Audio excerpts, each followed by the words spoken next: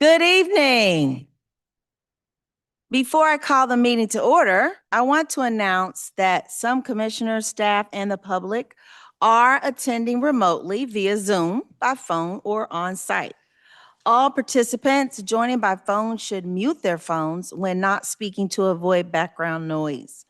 During the meeting, please make sure that you announce yourself by name and title every time you speak so the public that is observing knows who is speaking. This is critical given the number of remote participants and is current guidance from the Kansas Attorney General.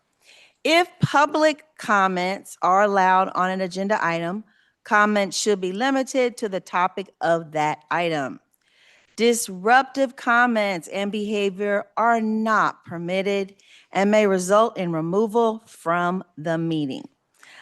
I will now happily call this meeting of the Board of Commissioners for Thursday, July 30th, 2026 to order.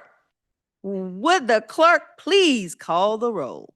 Roll call. Howard, Present. Burns, Here. Ramirez, Here. Hill, we have an absence memo. Pacheco, Here. Lopez, Here. Stites, Davis, Here. Bynum, here, Hump, Here. Watson. I am present. We'll now take the time for the invocation, and it will be given by Chaplain Clarence Miller III. Is he here? No. Normally, Commissioner Hill. So which one of our commissioners is going to? Commissioner Davis has agreed to give the invocation, followed by the Pledge of Allegiance. All right. We'll bow our heads. Lord, we thank you for bringing us here today in our health and our strength. We ask that you bless the words and the conversations that we have in this meeting, that you give us the wisdom, you give us the discernment, and give us the guidance on every decision that we make tonight. In your name I pray. Amen. Amen. Allegiance to the flag of the United States of America and to the republic for which it stands, one nation under God, indivisible, with liberty and justice for all. Thank you, Commissioner Davis. That was a very beautiful prayer.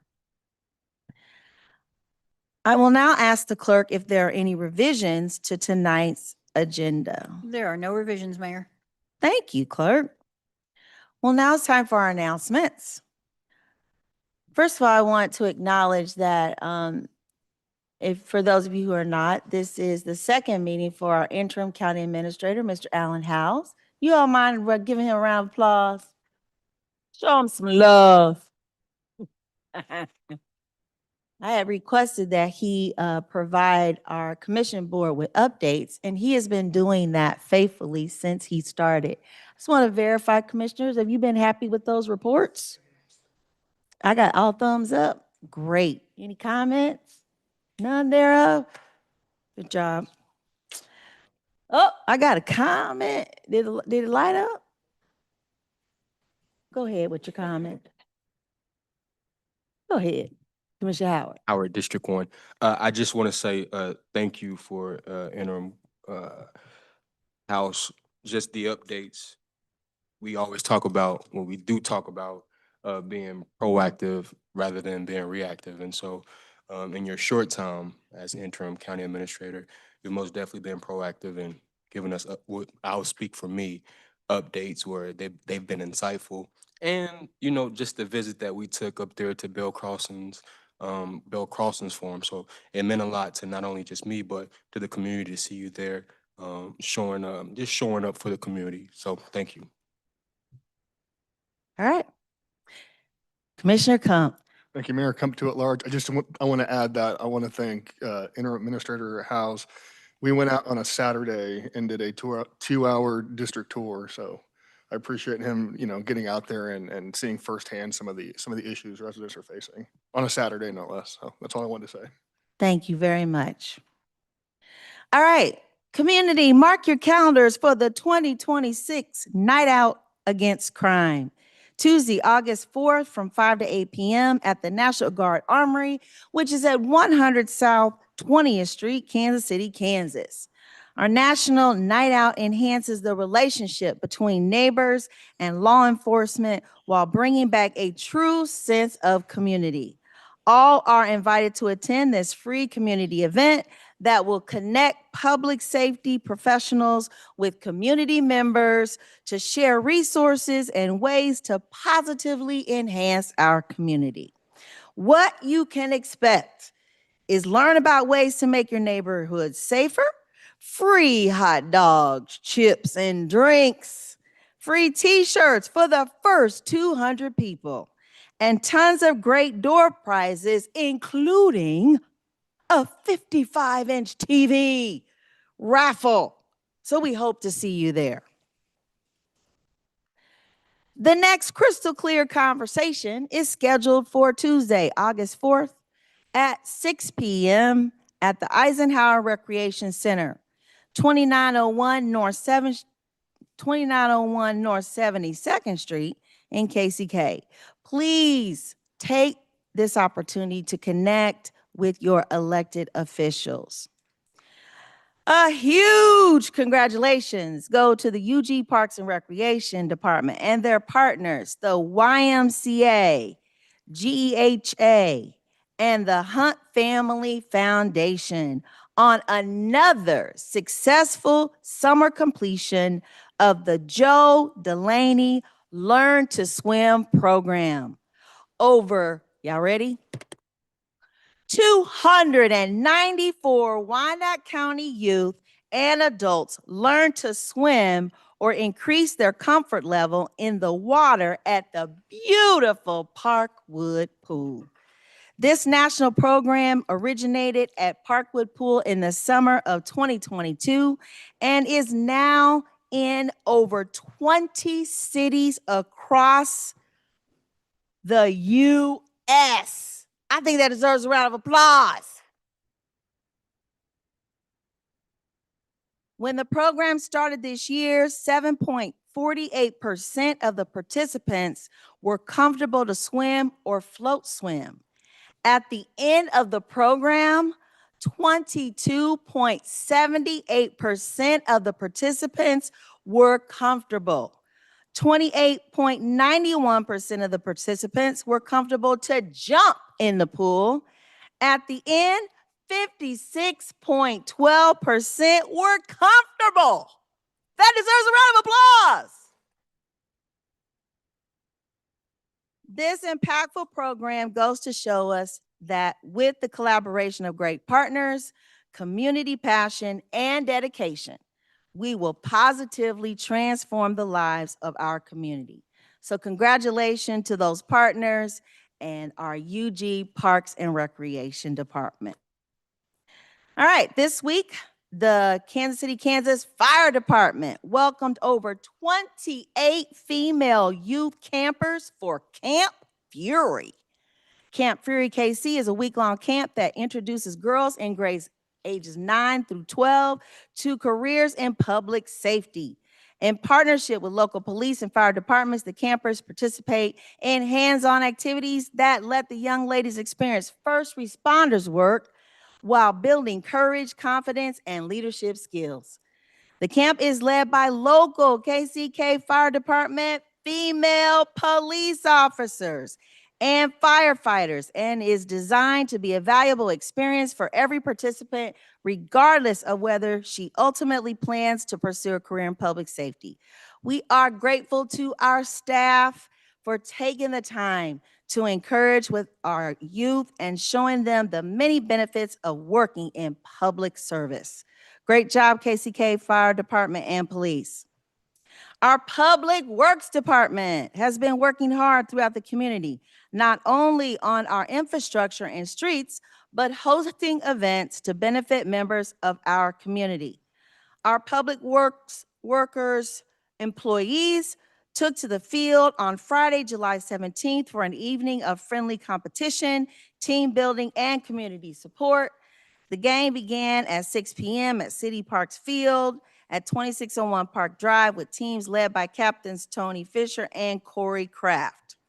A 50-50 raffle was conducted that resulted in $350 being donated to the Police Athletic League. We are happy to announce that only one injury occurred. Public Works staff hosted another event volunteering at the Wyandotte County Fair by helping park vehicles and assisting with other operations throughout the event. Their efforts support the fair while also raising money for Joy in the Box, a local toy drive founded by Public Works employees Dwayne Smith and Russ Owens in 2019. Are they in the house? Will you please stand, guys? Come on. Yeah. Woo, woo, woo. So you guys need to know that Joy in the Box began as a simple effort to bring hope and happiness to children in need during the holiday season. Since then, it has grown into an organized community initiative that works with schools, social workers, and volunteers to identify families and distribute toys across Wyandotte County. This event raised $1,500 in support of the toy drive. Let's give another round of applause. Great job, you guys. In recognition of the outstanding work from our Public Works employees, the American Public Works Association has awarded national accreditation to the department. A Public Works Expo production team visited Public Works on Wednesday, July 22nd, to film a feature highlighting the department's people, services, and national accreditation. The completed video will be presented during this year's National American Public Works Association Expo in Texas and shared online. The 6-minute documentary style video will focus on the department's commitment to leadership at all levels, a strong organizational culture, strategic planning, and the teamwork required to provide essential services throughout the community. Congratulations, Public Works. You guys are knocking it out the park. Again, let's give them a round of applause. We are so proud of our departments, and we look forward to your continued success and contribution in making Wyandotte County a wonderful place to live. We will now proceed with the items on the planning and zoning portion of the agenda. I'll ask the clerk to read the statement governing the planning and zoning portion of our meeting, followed by the items on the planning and zoning consent agenda. Thank you, Mayor. We would like to welcome all present to this meeting of the Unified Government Commission. Members of the commission are Mayor CEO Crystal E. Watson, Commissioner Melissa Bynum, at-large District 1, Commissioner Andrew Kump, at-large District 2, Commissioner Jermaine Howard, District 1, Commissioner Bill Burns, District 2, Commissioner Christian Ramirez, District 3, Commissioner Evelyn Hill, District 4, Commissioner Carlos Pacheco, District 5, Commissioner Phil Lopez, District 6, Commissioner Chuck Stites, District 7, and Commissioner Andrew Davis, District 8.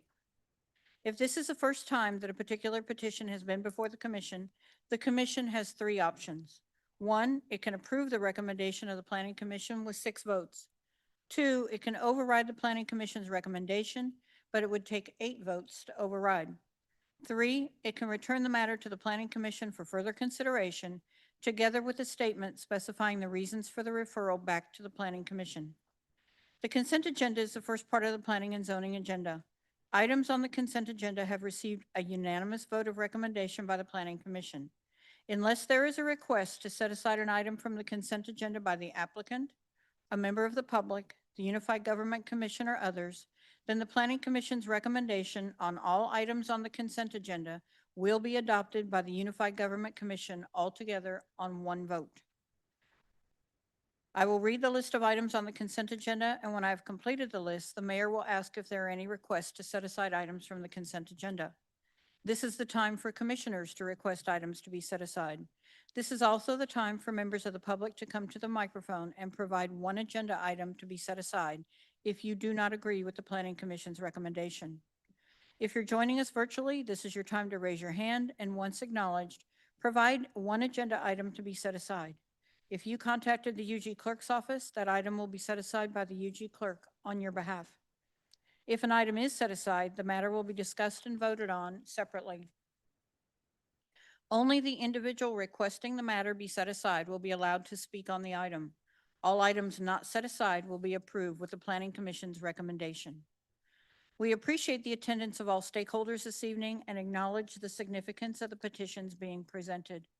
Petitioners will be allotted a maximum of 15 minutes for presentation.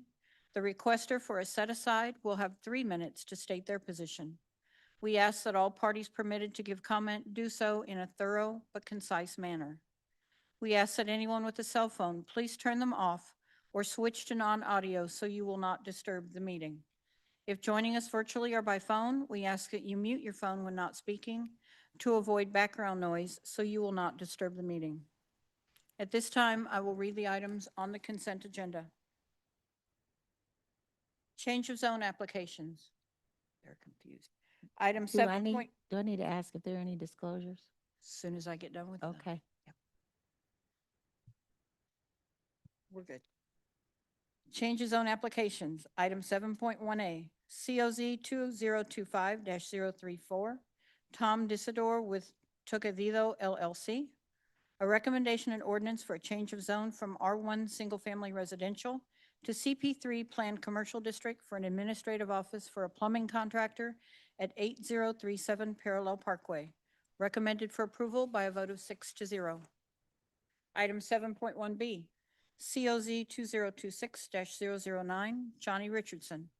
A recommendation and ordinance for a change of zone for AG Agricultural District to R1 Single Family District for residential housing at 2011 Shawnee Drive and 1922 Matney Avenue. Recommended for approval by a vote of 6-0. Item 7.1C, COZ 2026-013, John Stoner. A recommendation and ordinance for a change of zone from R1B Single Family District to R2B Two Family District for a duplex at 648 Split Log Avenue. Recommended for approval by a vote of 6-0. Item 7.2, special use permit applications. 7.2A, SP 2026-018, Ryan Gale with GKL LLC. A recommendation and ordinance for a special use permit for an event venue with live entertainment and alcohol sales at 1 Shawnee Avenue. Recommended for approval by a vote of 6-0 for 2 years. Item 7.2B, SP 2026-034, Tom Geifer with G&G Holdings LLC. A recommendation and ordinance for a special use permit for stockpiling, crushing, and processing of concrete materials at 7241 Caw Drive. Recommended for approval by a vote of 6-0 for 5 years. Item 7.2C, SP 2026-039, Leslie Dumermuth. A recommendation and ordinance for a special use permit for a non-owner occupied short-term rental at 120 South Cherokee Street. Recommended for approval by a vote of 6-0 for 2 years. Item 7.2D, SP 2026-040, Megan Painter. A recommendation and ordinance for a special use permit for a group dwelling at 1026 Ann Avenue. Recommended for approval by a vote of 6-0 for 2 years. Item 7.2E, SP 2026-043, Doug Tree. A recommendation and ordinance for a special use permit for a non-owner occupied short-term rental at 347 North 118th Street. Recommended for approval by a vote of 6-0 for 2 years. Item 7.2F, SP 2026-045, Sam Malinowski with SM Engineering. A recommendation and ordinance for a special use permit for an 8-court volleyball complex at 253 South 16th Street. Recommended for approval by a vote of 6-0 for 2 years. Item 7.2G, SP 2026-046, Terry Scott with Scott Properties. A recommendation and ordinance for a special use permit for a non-owner occupied short-term rental at 7711 Longwood Avenue. Recommended for approval by a vote of 6-0 for 1 year. Item 7.2H, SP 2026-047, Todd Gearhart. a recommendation and ordinance for a special use permit for a non-owner occupied short-term rental at 7832 Kansas Avenue, recommended for approval by a vote of 6-0 for 2 years. Item 7.2I, SP 2026-048, Kelly Spencer with Creative Tots Childcare LLC, a recommendation and ordinance for a special use permit for a daycare at 2515 Haskell Avenue, recommended for approval by a vote of 6-0 for 2 years. Item 7.2J, SP 2026-049, Hem Omir with Fiasha Auto Sales LLC, a recommendation and ordinance for a special use permit for used automotive sales and repair at 201 North 10th Street, recommended for approval by a vote of 6-0 for 2 years.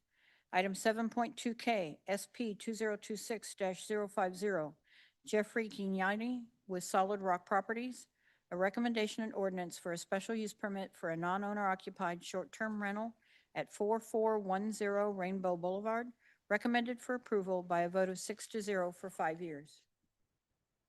Section 3, Plan Review Applications. Item 7.3A, PR 2026-010, Sam Melanowski with SM Engineering, preliminary and final plan review for an 8-court volleyball complex at 253 South 16th Street, recommended for approval by a vote of 6-0. Item 7.3B, PR 2026-011, Megan Painter with Build Wyco, preliminary plan review for a mixed-use residential development at 2940, 2820, 2821, 2905 New Market Avenue, 10739 Yecker Avenue, 2955 West New Market Square, 2989 East New Market Square, 10655 Lathrop Avenue, 2906, 2901 North 107th Terrace, and 10728 Roswell Avenue. Recommended for approval by a vote of 6-0. Section 4 miscellaneous, item 7.4A, MPL 2026-004, Tom Disador with Tocadillo LLC, master plan amendment from utilities to neighborhood commercial for an administrative office for a plumbing contractor at 8037 Parallel Parkway, recommended for approval by a vote of 6-0. Item 7.4B, ordinance rezoning property.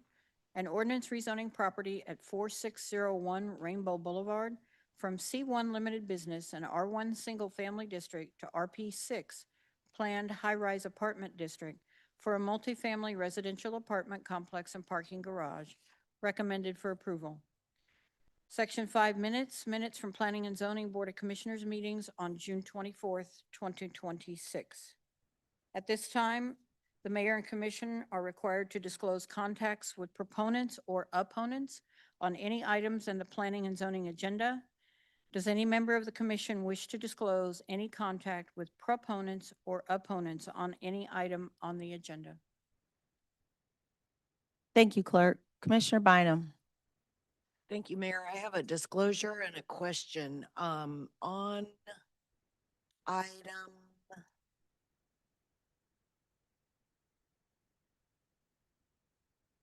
(7.2.E) SB 2026-043. When I look at 347 North 118th Street on my phone, it says it's Bonner Springs. Do you happen to know? So I'm wondering why it's in the City of KCK planning document. I'm just curious. Can you answer? Does anybody actually? 7.2.E SP 2026-043.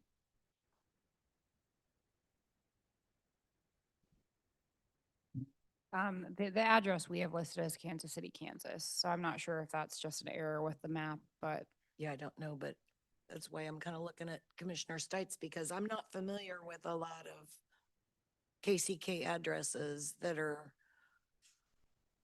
Um, 3 digits and then a north 100 and some odd street. That's not a lot of KCK. cities news from planning. The property is right at the border, but it is located on the Kansas City, Kansas side. I see it is on the east side of that 118th Street as it moves toward the Speedway. Okay, all right, fair enough. I have a disclosure, Mayor. I have had contact with opponents of 8.1.A SB 2026-035. Thank you.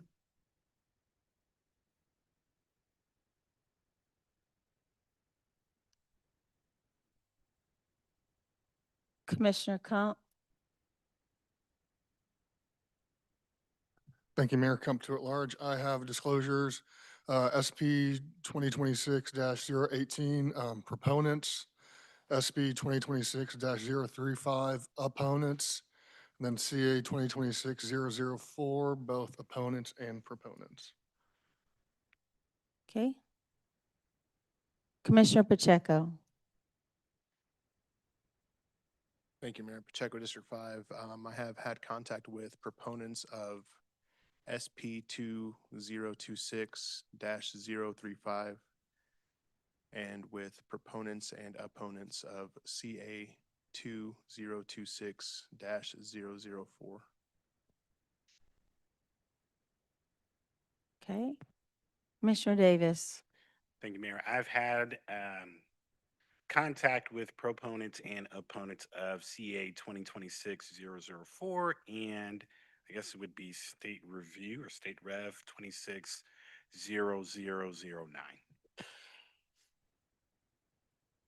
Thank you. Commissioner Ramirez. Thank you, Madam Mayor. Discussions with proponents and opponents of CA 2026-004.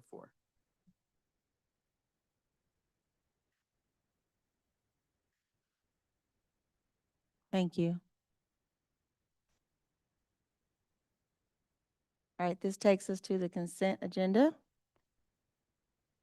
for planning and zoning. Does any member of the commission, the county administrator, or the public wish to set aside any item on the planning and zoning consent agenda? If an item is not set aside, all items on the planning and zoning consent agenda will be voted on by one vote to follow the recommendation of the planning commission.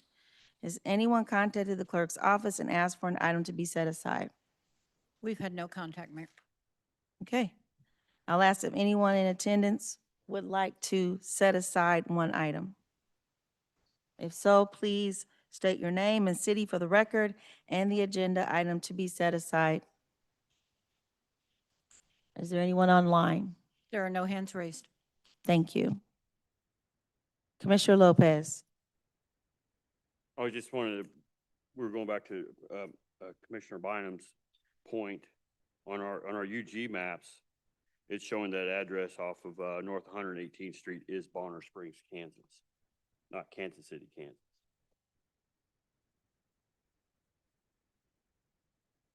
Commissioner Bynum. Thank you. Thank you. I wonder, legal and administrator, if it harms us to approve it, but then have them double check if they need to be in front of the Bonner Planning Commission. So just a administrator, 118th Street is the boundary between Bonner Springs and KCK. This address sits just to the east. East side, yeah. Moving to the west of 118th. Okay, East. okay. Well, then why it on our maps is say Bonner and not where it's supposed to say? I mean, we've got the professionals in our mapping that are saying it's in Bonner. Well, it could be I don't know, it could be the mailing address. It could, but we certainly can verify. I mean, I'd like to find out if, did they take it to Bonner Planning and they voted them down, so they bring it to us? Osiris Nunez from planning. If Okay, we good. look at the map, Can you speak up, sweetie? yeah, of course. Sorry, I didn't mean Sorry, to say no. sweetie. If we look at our UG maps, this is the parcel in question. And if we look at the property address, it does state Kansas City, Kansas. Alyssa, planning, when you do first put in this address, it will show two different locations, one that's located in Bonner, one that's located in KCK. So that's probably what you're seeing. Well, Correct. then, One's north and one south. well, then who shows up for emergencies? That's all. For this I'm- address, KCK. Yeah, I'm just saying who Yeah. shows up at emergencies, you know, this fire's like, well, it's not ours, and Bonner's, oh, it's not ours. Okay, well, we can still go ahead and vote and then We should if have they need to. somebody check on this because the other thing that shows is a 66012 zip code, which is not KCK. Which is why it's So showing. we up as should Bonner. have USPS or somebody, It's Bonner address. our city dot maps folks confirming. I'm not, it's giving me no heartburn as far as approving it, Mhm. but, and I appreciate that it sits on the east side of 118th Street, which that is the dividing line. Mhm. But there's just a couple of things that are odd there that should be worked out. With that, I'll make a motion to approve the consent agenda. David, second. Thank you. It's been moved by Bynum and second by Davis. Roll call, please. Roll call, Howard, Aye. Burns, Aye. Ramirez, Aye. Pacheco, Aye. Lopez, Aye. Stites, Davis, Aye. Bynum, Aye. Kump. Aye. The vote is 9-0. The motion carries. Thank you.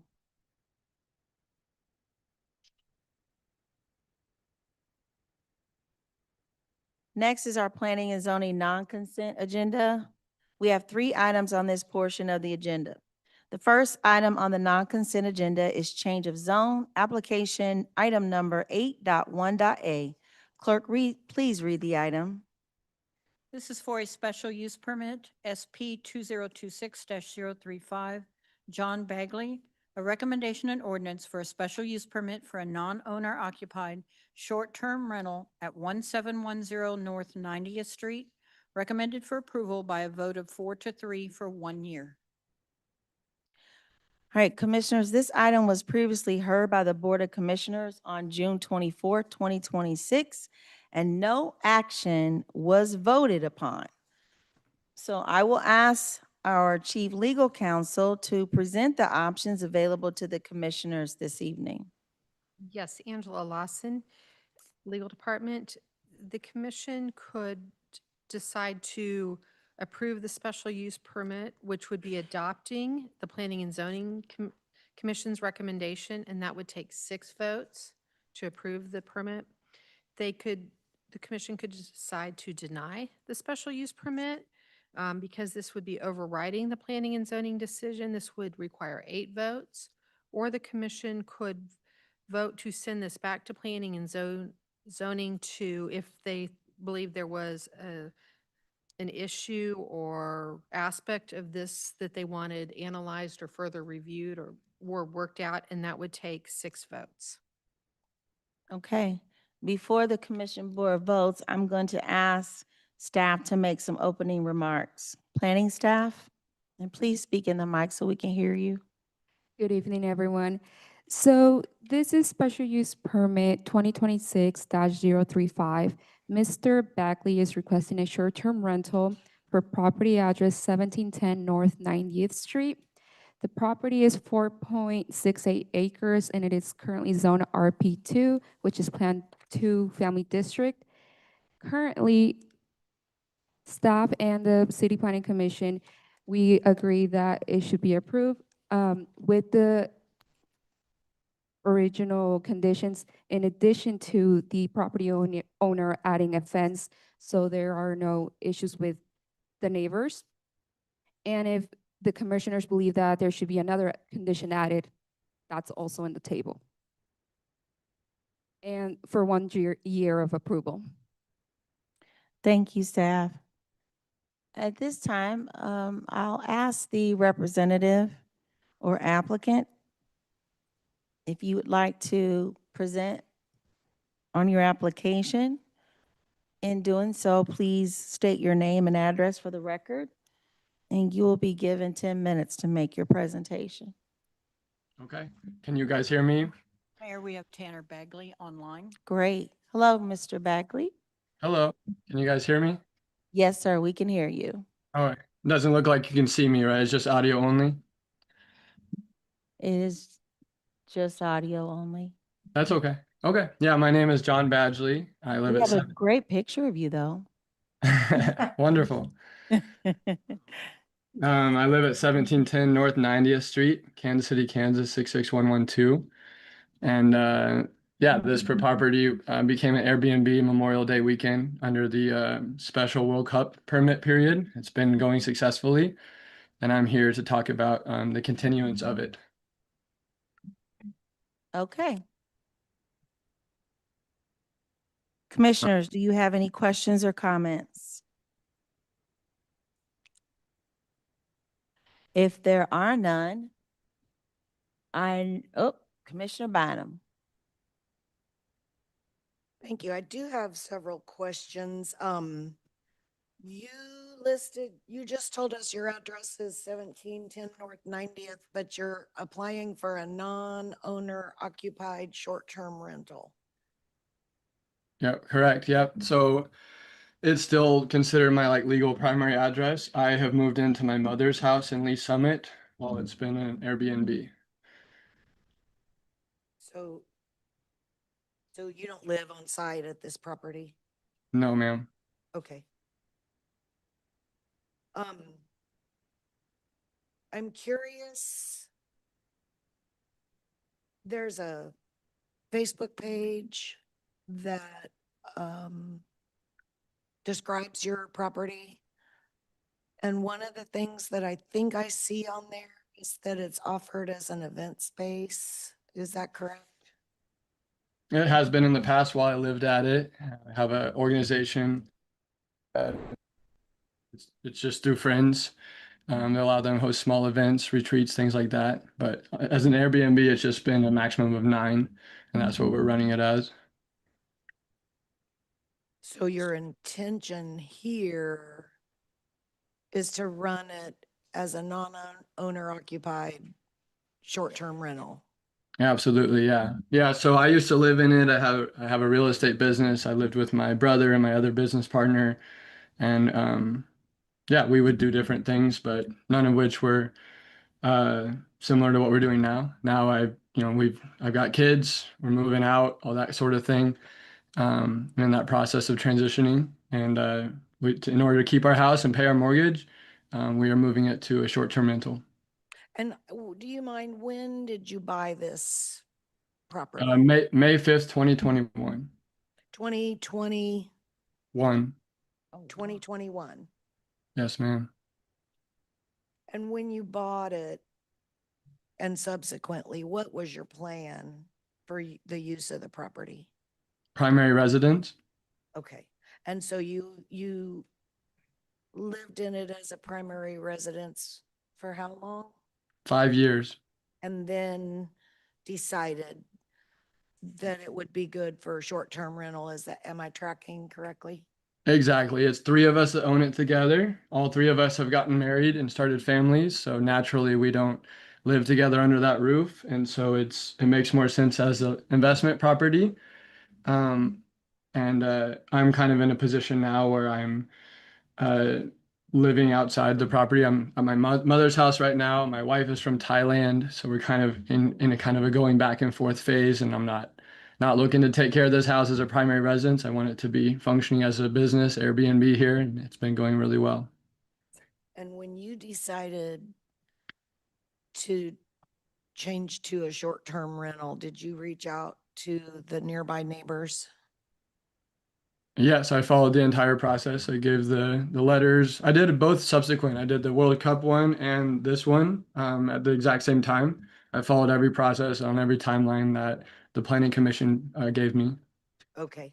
And if I understand, you really don't have plans to continue as a special event space. Would that be correct? Correct. And I never have. Those are just been parties for people that I know coming over. That I'm at the house, I know them, that sort of thing. This is very different when it's an Airbnb with people coming through an app. Can you guesstimate how many rentals you've had as an Airbnb? How many bookings you're talking about? Uh-huh. Oh, I would say 18 to 20 probably at this point. Did you, during this short-term rental World Cup cycle, did you have good, response? Yeah, absolutely. Yeah, we have good ratings on the app. I am, I got everything going with that. I'm the main person for all communications. My family is my support team. My mom is my primary cleaner. Obviously, things happen little by little, but we're maintaining the pool, maintaining the house, got good ratings and reviews, good customer experiences. Um, yeah, it's been going pretty well. Okay, thank you very much. Yeah. Okay. Are there any other? Commissioner Lopez. Mr. Lopez, District 6, looks like you have an event set up for August 2nd. Yes, there. sir. Not there. No, it's at Milo Farm in Buckner, Missouri. Oh, okay, yeah, you got it listed under your, okay, I see it now. Okay, Yeah, I thank you. found an alternative location because my property obviously can't continue to be what it has been for our community the last 5 years, where I've opened my doors to, community, people I know. And now we found a kind of a sister community over there on the other side that is officially a nonprofit, has all permits, all that sort of stuff. And we're just plugging into their systems. So my house can just be a pure Airbnb. Okay, yeah, so we got a lot of complaints from the neighbors. All right, thank you. Just one neighbor that I'm aware of.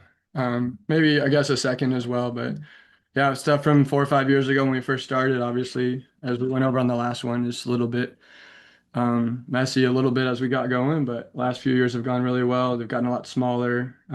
Only people I know, that sort of thing, and it kind of doesn't matter anymore. We're not running it like that, and it's not my intention. And it's an Airbnb. We found a better site that's like a 60-acre property over there on Missouri side, and probably just do once a year type of thing, and it's not a big deal to me.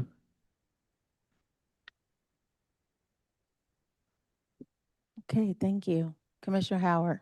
Howard District 1, the neighbor that you had a run-in with, can you kind of give me a little bit of history about that neighbor and why you all had such of a run-in? I don't know. I can't speak a lot to it. It just started this process of the letters. We've invited him to every event we've hosted the last 3 years. We go and door knock and drop off a little flyer and invite them over.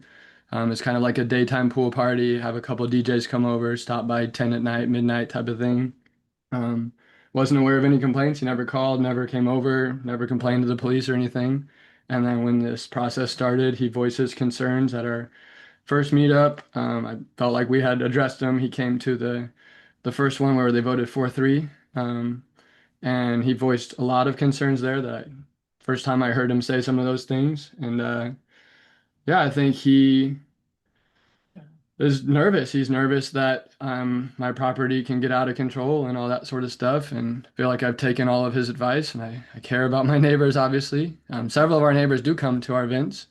They're kid friendly, family friendly, sober events. We don't charge any prices or anything. People are free to donate. All the artists do things for free. It's just opening our doors, and it's also in the past, right? It's like that's kind of I feel like over and done with. I'm a father, 2 children, second one coming next month.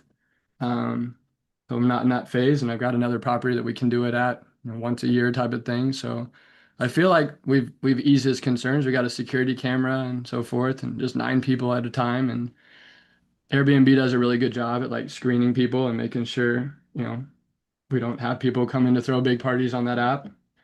And if it did, we have a lot of safeguards in place. So yeah, my entire family's here. My dad, my mom, my brother. My brother is one of my owners of it.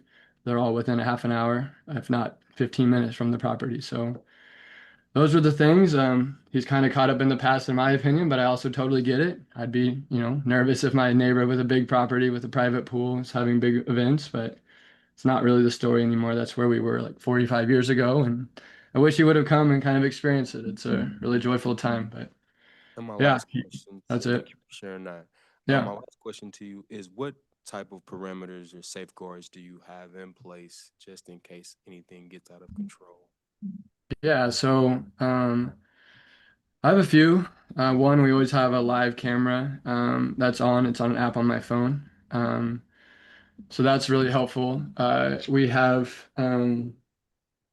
the guests themselves, if something's going on with them, they're able to call and text me, which can work. And then we also have the local police or local sheriff. His name's Brian. Brian Wardsobkowski.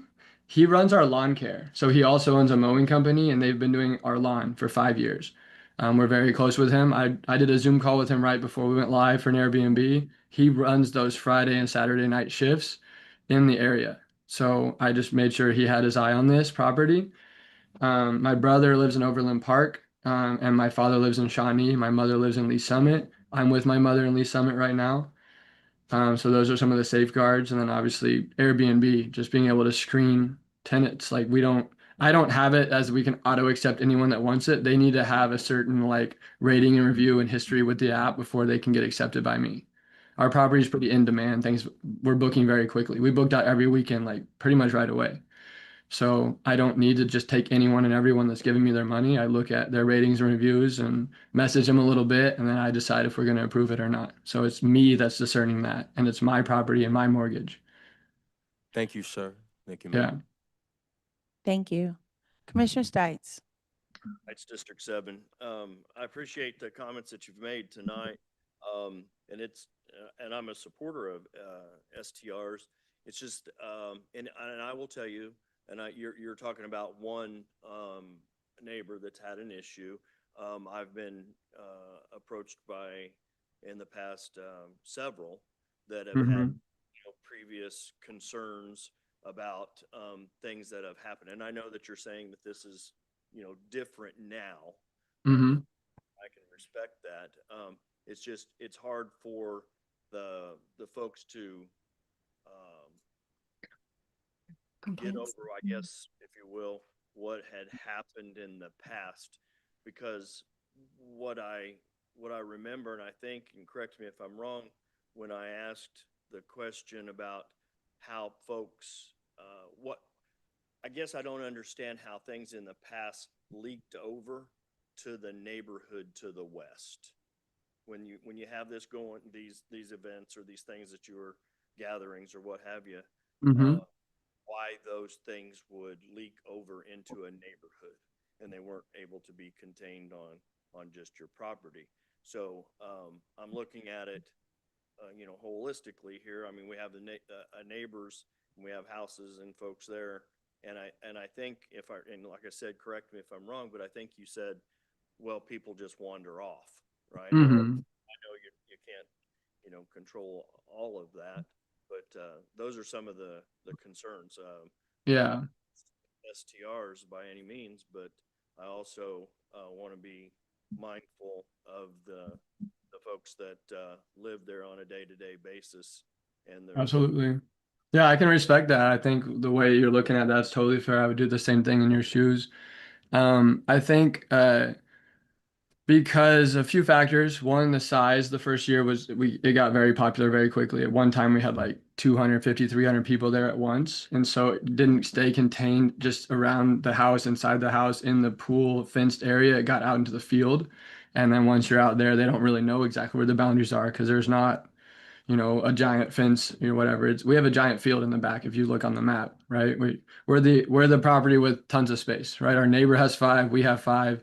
And so I guess couples would wander off. And I think that was his complaint is I think he saw couples, like a couple making love at one point, and then someone else, I think using the restroom outside. So it's those type of things I would say. I feel like we've been very respectful about noise and lights and all that and cutting it at the right time and things of that nature. But that's probably why. And what we did here was we stipulated the Airbnb guests must stay inside the fenced area of the pool. That's like a house rule. There's no reason they need to wander around in a field.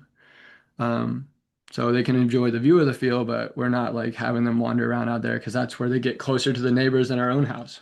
You see how that tree area around our house, that's where the fencing is.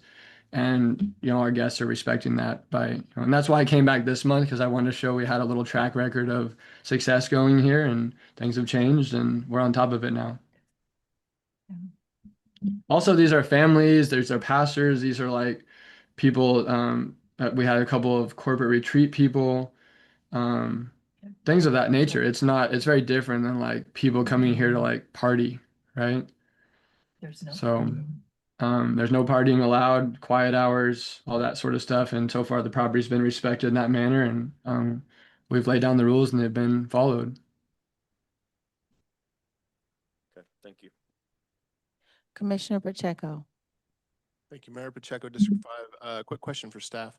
So what is the process by which somebody who has a short-term rental could have, I guess, whatever we want to call it, like a derogatory mark on them or something like that, like they did something wrong?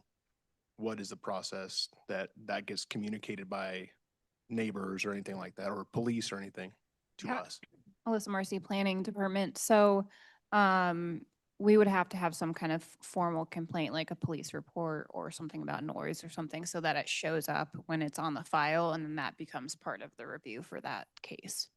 Since this gentleman has been running this property of his as a short-term rental during the World Cup period as an STR already, have we had anything on file to that regard? No, we have not. Okay, so I asked that question because, I made these points at the last meeting when we took it up on the other committee, and it's just, what has happened in the past has happened in the past. I think the gentleman is very clear about, hey, we had parties. We maybe weren't the best steward of the party when we had it, but that was 5 years ago, and that's not how he's running it now. We don't have any evidence that the police have been contacted, that anybody's needed to come out. No neighbors have made any new complaints as he's run the STR now during the World Cup period. So, I mean, I have nothing but the proof of what he's trying to run it as in the future is what he's doing it as now, and there's been no complaints. So based on that, and to echo what I had said in our previous meeting on this, I think this is an opportunity for somebody to do business in Wyandotte County. I think opening doors up for people to do short-term rentals where it's responsibly done is important. Our planning commission already, approved it, and our staff is recommending approval as well. So I would motion to approve. Okay, before we do that, Commissioner Davis. Thank you. Mr. Bagley, I take you as somebody that's very, very honest, because I'm sure as hell would have explained the situation a little bit differently than you did. I see that in the meeting of the Planning Commission, there's a conversation on whether or not fencing the property should be added as a condition to the SUP, and perhaps that can control some of the situations that have happened, and particularly if you have other folks that are attending your event. So, Mr. Bagley, can you just speak to that? Do you have any plans to fence off the property or put more distance between your property and the neighbor's property? I don't. I'm not quite sure why that would be necessary when there's 9 people or my family living in it. If we ever go back to live in it, it is fully fenced. The entire backyard is fenced. Oh, it We is fenced. A white fence. It's like a white picket fence around about a half-acre area of the pool deck. It's inside of shaded by all the trees. No neighbors can see in. We can't see out. That is where the activities stay. Okay. If you zoom in, that's the area that's fenced. If So you it need is proof or fenced. verification, I can get that's in the inspection report, I would imagine. Okay. It's yeah, and I'm there's gonna no ask reason people need to staff- roam the front yard or Mr. the Bagley, I'm going to ask our field. staff a question here. Yeah. So regarding that comment, I don't know. I know that it was Mr. Toy that made it, or at least was a part of that discussion.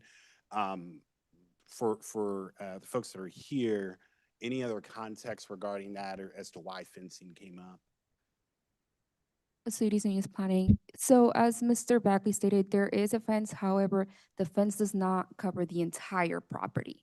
So Mr. Toy made a comment that if the commissioners were to want to add a fence for the entire property, that can be a condition added. Gotcha. So it just came up as a conversation, because the home itself is fenced in, but not the entire property itself, not by the property line. It's the fencing. So, gotcha. Okay. Thank you, Mayor. You're welcome. Commissioner Bynum.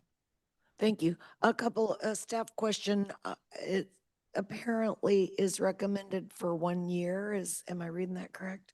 What's the process for revoking a special use permit? That's kind of always our hammer, with a special use permit. If you violate any of these conditions, revocation is an option. So what does that process look like? What would it take for us to bring forward a revocation of a special use permit? Alyssa Marcy, Planning. So typically what happens is, if there is a number of, let's say, complaints or disturbances, there could be citations issued to the property for those types of noise complaints. Otherwise, typically those processes, though, do tend to drag for a certain period of time. What usually happens is that when the applicant comes back for renewal, we make sure they've been able to fulfill all those conditions. And if they haven't, usually there's going to be a recommendation for denial, but then you would also be considering all of those other potential citations or issues. On this one, where we have related enforcement and action items, noise or disturbance, and it says there are no noise or disturbance complaints.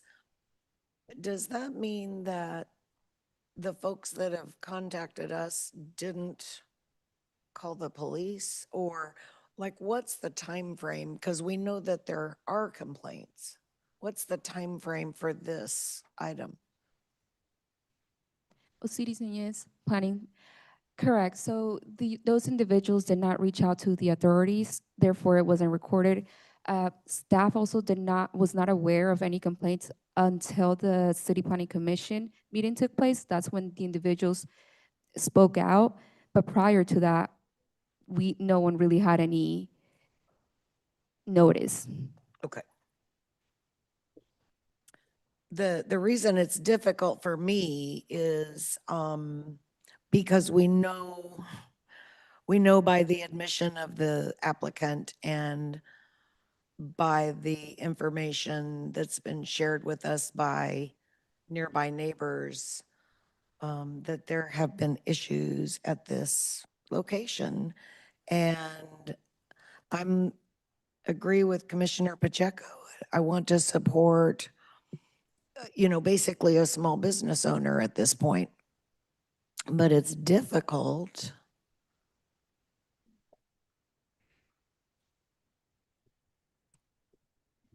I have to take his word, I guess, that it's a new day and offer this opportunity for this particular short-term rental to continue, if you will, to have renters that are annoying their nearby neighbors. And I'm hesitant to do that as much as I want to support this entrepreneurship. So it's a difficult decision for me. Before I get to the commissioners, our interim county administrator, Mr. House, would like to make a comment. Alan House, I just wanted to follow up on Commissioner Bynum's question. I think what I heard her asking was, outside of the renewal process, what can the commission do to pull a SUP permit once it's been issued outside of the renewal process?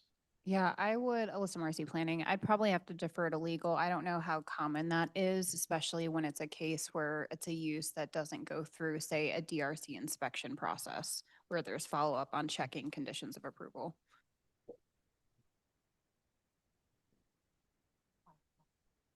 Can we have a member of legal approach the Yes, I was bench, please? because there is a process that can bring it back before the commission, even if it's not used very often. That doesn't mean that there's not a process that Can you share what the process is? Mike Farley, legal counsel. Very briefly, the revocation process would be initiated by the planning director based on, it can be a variety of circumstances. So those could be complaints from the neighbors if they were to make their way over to planning. And then from there, a revocation process is started and it eventually ends up before the Board of Commissioners, to put it simply. There's a little more to it than that, but it is something that the Board of Commissioners ultimately have a decision in. Okay. And for a point of clarification, the complaints that began to come in once this was approached before the Planning and Zoning Commission, were those recent complaints, meaning they were complaints that were from several years ago? Thank you. Commissioner Pacheco.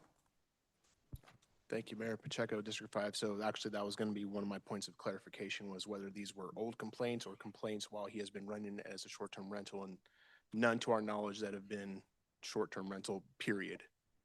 Okay. And then secondly, I completely understand with what Commissioner Bynum is saying regarding, like we're having to trust a person, right, who's had some other things in the past that, make you question potentially, should we do this sort of a thing, right? That is completely valid, but I guess the logistical portion to me is that, well, we have revocable powers if he does not, meet what we're trusting him with. So if for some reason this person does something that does not pass what we are expecting of him or any other short-term rental owner, then we pull the plug. Otherwise, there's potential for him to continue to own the property, live on it, and have some of these other events that he's had before that cause more problems than a short-term rental would cause. So just 2 points, and I appreciate the mayor asking that question because that was the one that I wanted to get final clarity on. Thank you. Thank you, Commissioner Pacheco. Commissioner Davis. Thank you, Mayor. I'm looking at page 8, and it is number 20. So it's a part of the conditions for the 1-year SUP. And it talks about the completion of all conditions of approval must commence within 6 months of approval, unless otherwise determined by the director of planning or their designee. And then it also says, regardless, all conditions of approval must be fulfilled within 1 year. So theoretically, if the SUP is in 1 year and then you're still working on completing the conditions within 1 year, all of these conditions theoretically may not be met by the end of the SUP. Am I reading that correctly? You are. I think that is also probably related to some of our just general issues with the code and the fact that non-owner occupied STRs are the only things basically that are 1 year terms for their first. So I guess my interest in bringing this up is the 1 year deadline, which is the exact same deadline for the entirety of the SUP. Is that 1 year within our code? Is that per chapter 27, or is that just kind of our process that we have done, kind of our practice for SUPs? Alyssa Marcy Planning. I'd have to double check on that. I think it's probably just practice. So I will check in the code though for you. Yeah, I mean, because I guess to try to satisfy some of the things that folks are saying, I hope folks are following me here, is maybe we just shorten that 1 year timeline by which all conditions need to be met. So ideally, within the life of the SUP, there will be a time period where, let's say it's 8 months.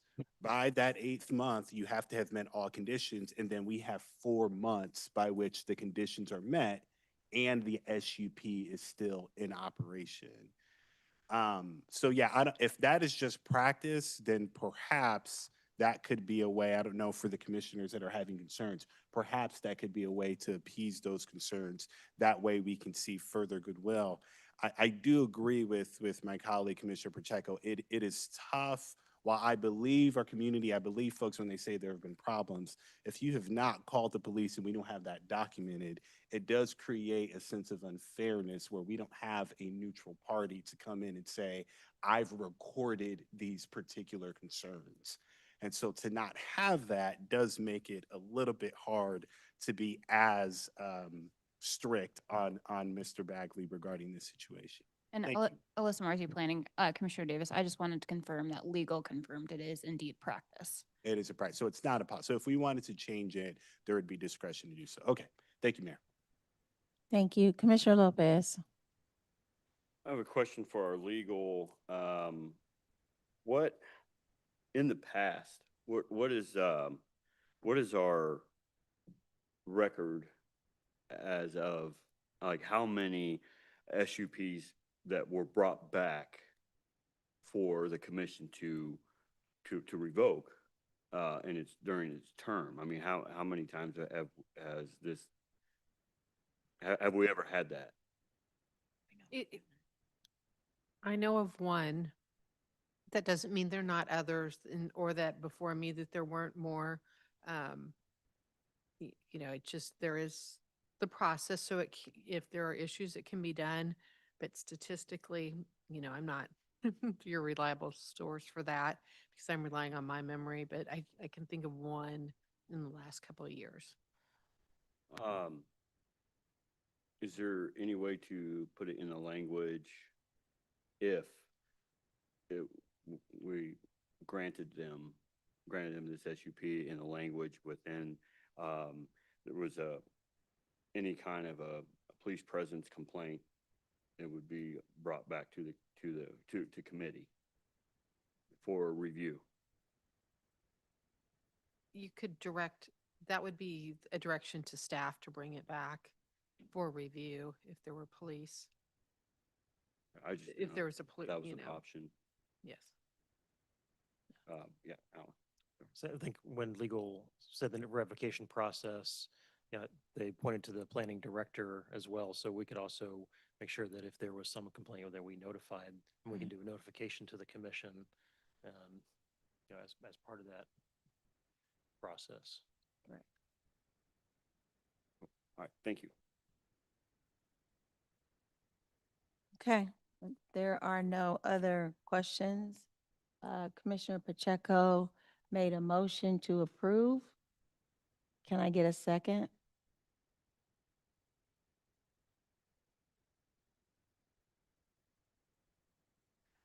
Okay, so there is no second for approval. And I need Commissioner Howard. I'll just say this, just to make it simple. I'm in favor of approving, provided that we put parameters in place of what Commissioner Davis just spoke of. But just approving it, not for it. Again, we put parameters in place that says we can monitor what's happening over the months, and then back to that 4-month period, we bring it back to the board and see where they are. If they haven't had any reports, then they continue to go with that SUP. If they have had reports, then we revoke it and we move on. It just sounds pretty simple to me. Commissioner Davis. So what I would make a motion for then is to approve this SUP subject to the change that all conditions be fulfilled within 7 months of the approval of this board. So it's still a 1-year SUP, but instead of giving 1 year for conditions to be approved, it would be 7 months. In 7 months? Yes, that's my motion. Okay, before the motion goes to second, Commissioner Comp? Thank you, Mayor. Come to at large. I just wanted to make the larger point that I think if any of our short-term rentals anywhere in the city are getting complaints or police reports, I think with the planning director being notified, the commission should also be notified, just as a rule going forward, regardless of what we do tonight, just so we're aware of how these may or may not be impacting the neighborhoods they're in. I just wanted to make that point and get it on the record. Okay, I'm sure the neighbors will contact their local commissioner as they've done in this case, but you're absolutely correct. We can still have the staff notify the commission board as well. Commissioner Pacheco. Thank you, Mayor Pacheco, District 5. Are there any conditions outstanding currently?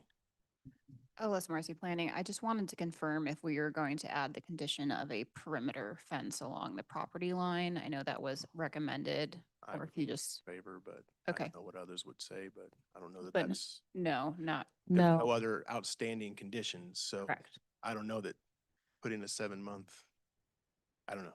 And so I'm happy to approve it, saying that we would meet the conditions. I would probably second that. I haven't confirmed that yet. That we would put it at 7 months, that's fine. It sounds like then he will have already met that because there's no other outstanding conditions at this time, which would be fine.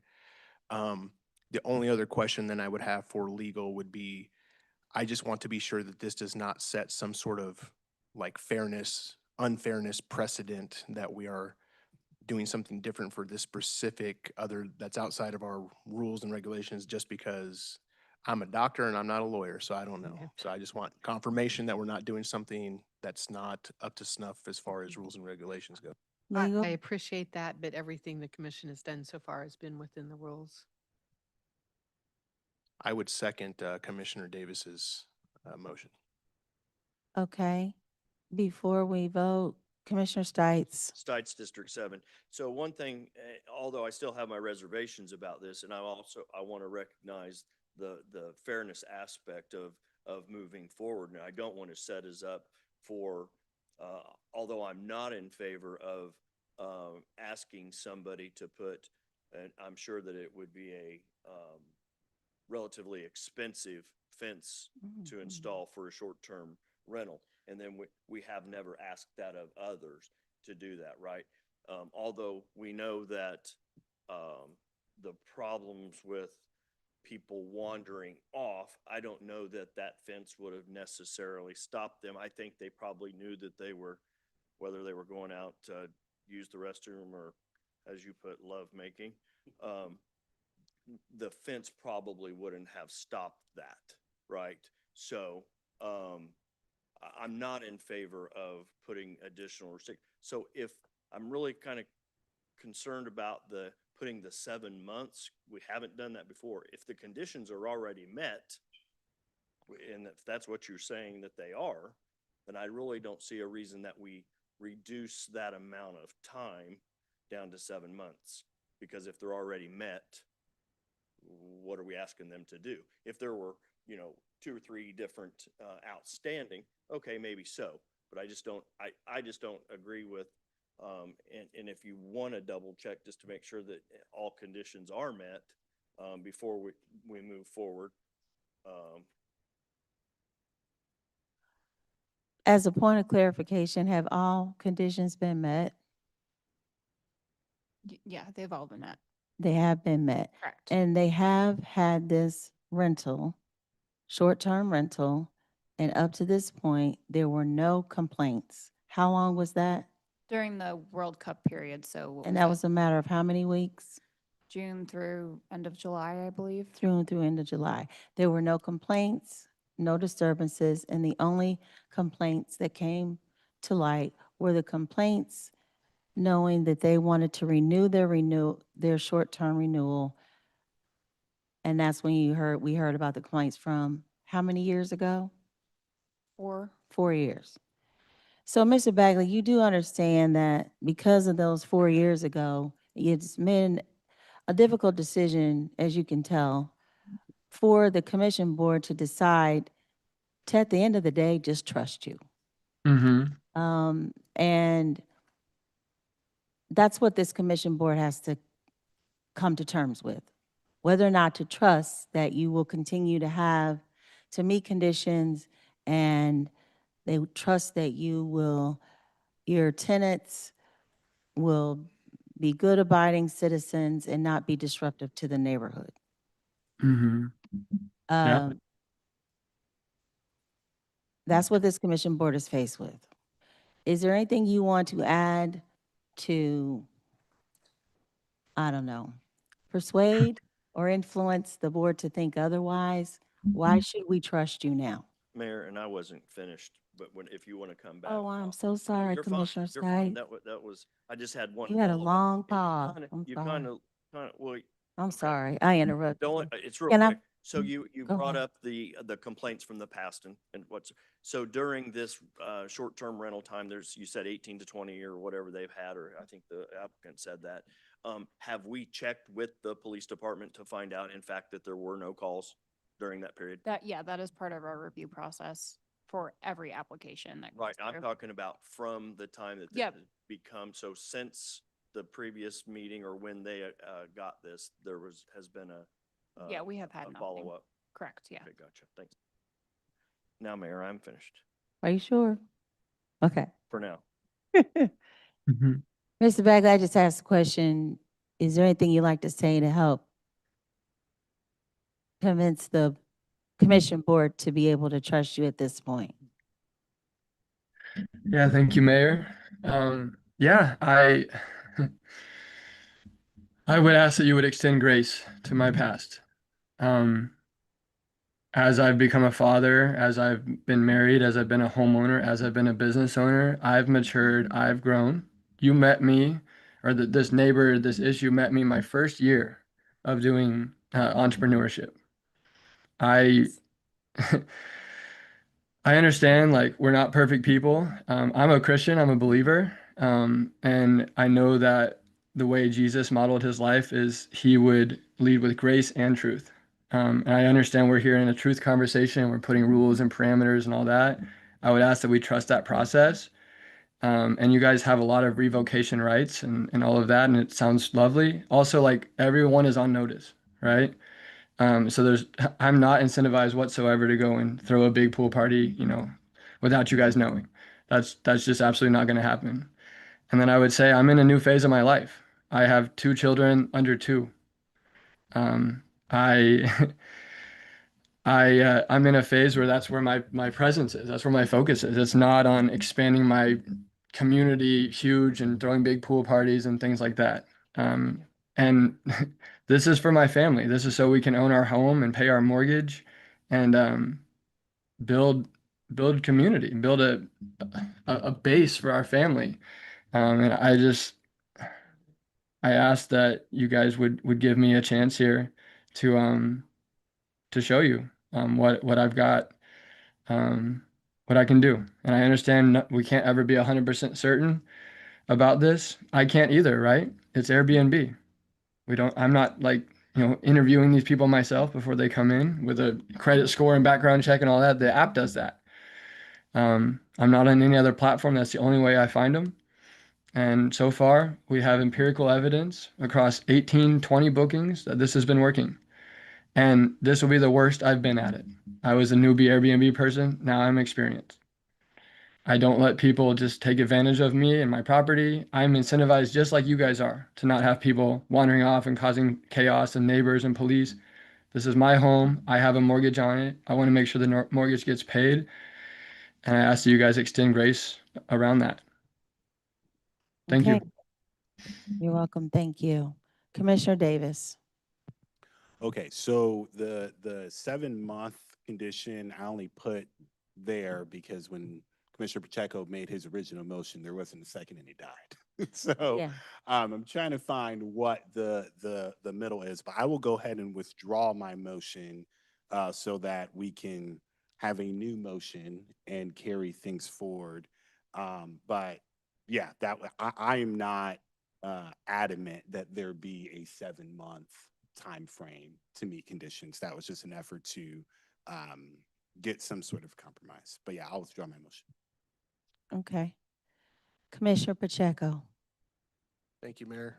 Pacheco, motion to approve. Howard, second.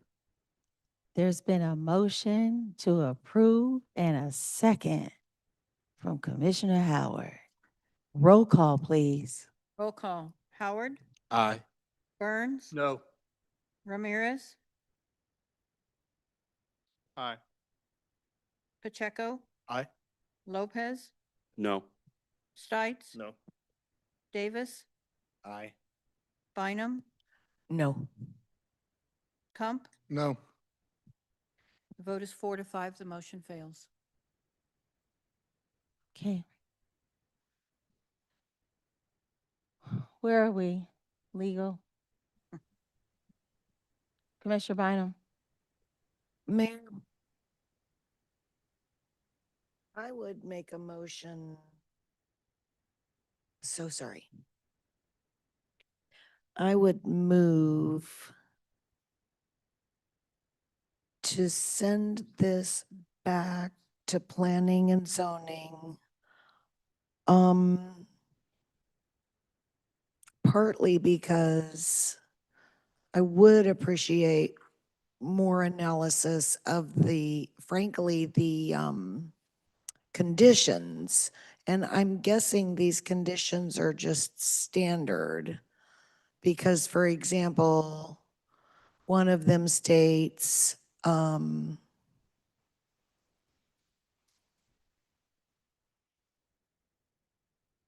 any business in Wyandotte County required to, I'm sorry, that's not the one. A building permit is required for construction of a permanent structure. So I'm guessing that's boilerplate. Is there indication in this application that construction of a new permanent structure is going to occur? No, that's boilerplate.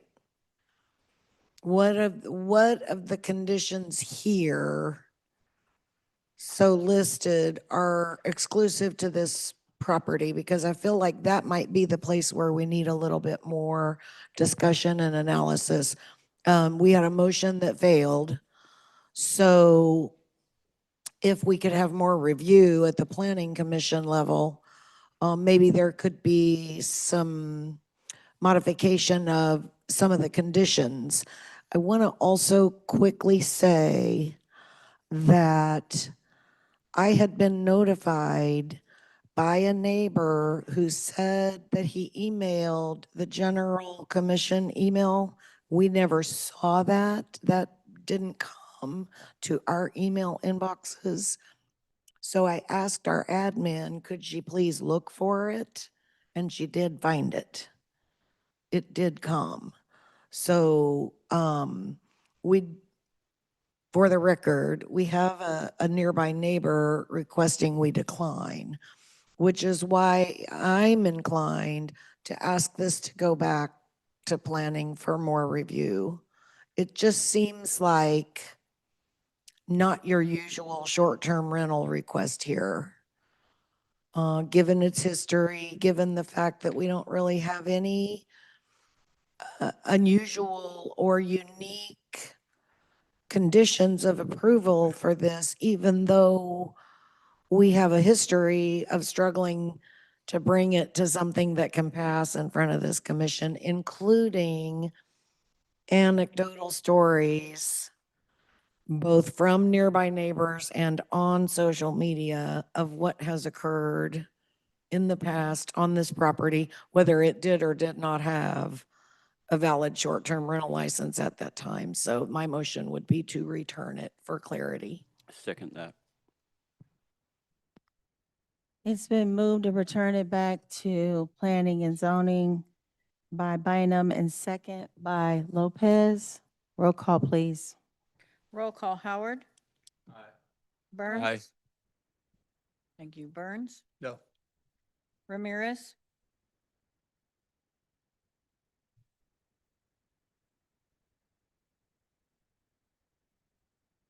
No.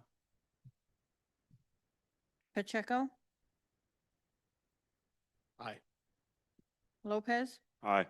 Stites. Aye. Davis. No. Bynum. Aye. Kump. Aye. The vote is 6-3. The motion carries. Okay, so Mr. Bagley, this is going back to planning and zoning. Please get with staff. Staff, I assume that you are going to prepare for planning and zoning conditions. Melissa Marcy Planning, yeah, we will work internally on determining what conditions could be added. Okay. Mayor, may I clarify a couple of points here, just so I'm on the same page with you guys? You can do that with staff. Appreciate you so much. motion has gone forward, and just clarify that with staff, okay? Thank you so much. Okay. Second item on the non-consent agenda, item number 8.2.a, is an item heard by the Landmarks Commission and referred to this body for final resolution. Clerk, please read the item. This is item 8.2A, CA 2026-004, 625 Minnesota Avenue. Certificate of appropriateness for demolition of the library building at 625 Minnesota Avenue, recommended for denial by a vote of 4-2. All right. I will ask our chief legal counsel to present the options available to the commissioners this evening. Yes, there are two votes to be taken. The first is whether when they require a certain standard to be made because the Landmarks Commission has a different standard by which they're held. And so the commission, and they found that it was not appropriate to demolish the building for the commission to make the determination that it is appropriate to demolish the building. The commission would have to find that the project included all possible planning to minimize harm to the project and that there is no feasible and prudent alternative to demolishing the library building. And that is required for both decisions. So I would submit that you would want the library board to present on their plans, what they have done, so that the commission can review to make sure that that they have done everything, that there's not a feasible alternative and prudent alternative. Okay. At this time, I'll ask staff to make opening remarks. Melissa Marcy, Planning Department. So for a little bit of background on this case here, if I can share my screen. So this is for 65 Minnesota, which is in our historic district of downtown. I'm going to pull up a map real quick. It shows a lot of overlapping colors, so bear with me for a second. So for the first item on your agenda, it is for a certificate of appropriateness. And that is something that we review through our historic preservation ordinance if there is a property that overlaps with the environs of other historic landmarks or districts. So this was triggered by the overlap with the Scottish Rite Temple, as well as a very small part of the Huron Cemetery. So for that, there's a specific criteria within our own ordinance in Chapter 27. The second piece of this, which is the state law review, the second agenda item for this, is for the fact that this is a contributing factor within our downtown commercial historic district. So 625 Minnesota is part of a state listed historic district, and it's one of the contributing factors. In order to have a district, you have to have a certain number of contributing factors for it to become relevant and become nominated and eventually accepted. Our downtown district was approved by the State Historic Preservation Office back in 2024. We actually are supposed to hear back tomorrow whether or not it is going to be part of the federally listed historic district. The other unique thing to this situation is that the UG is a certified local government. What that means is that it gives the planning department the power to do state law reviews instead of us having to send it to the State Historic Preservation Office. So you are seeing the certificate of appropriateness for its overlap with those neighboring historic landmarks and sites. You're seeing the state law review because it is part of a state district. So I just want to make that clear. That's kind of everything that's happening right now.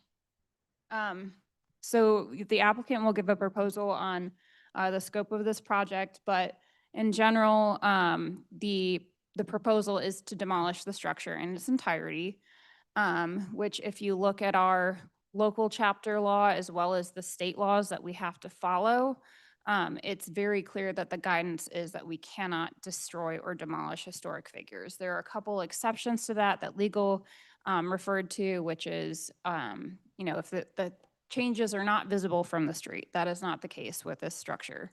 The other issue too is that, again, we have to follow the Secretary of Interior's guidelines, which is technically part of the federal government that's promulgated through the state, which is now ours to uphold as a certified local government.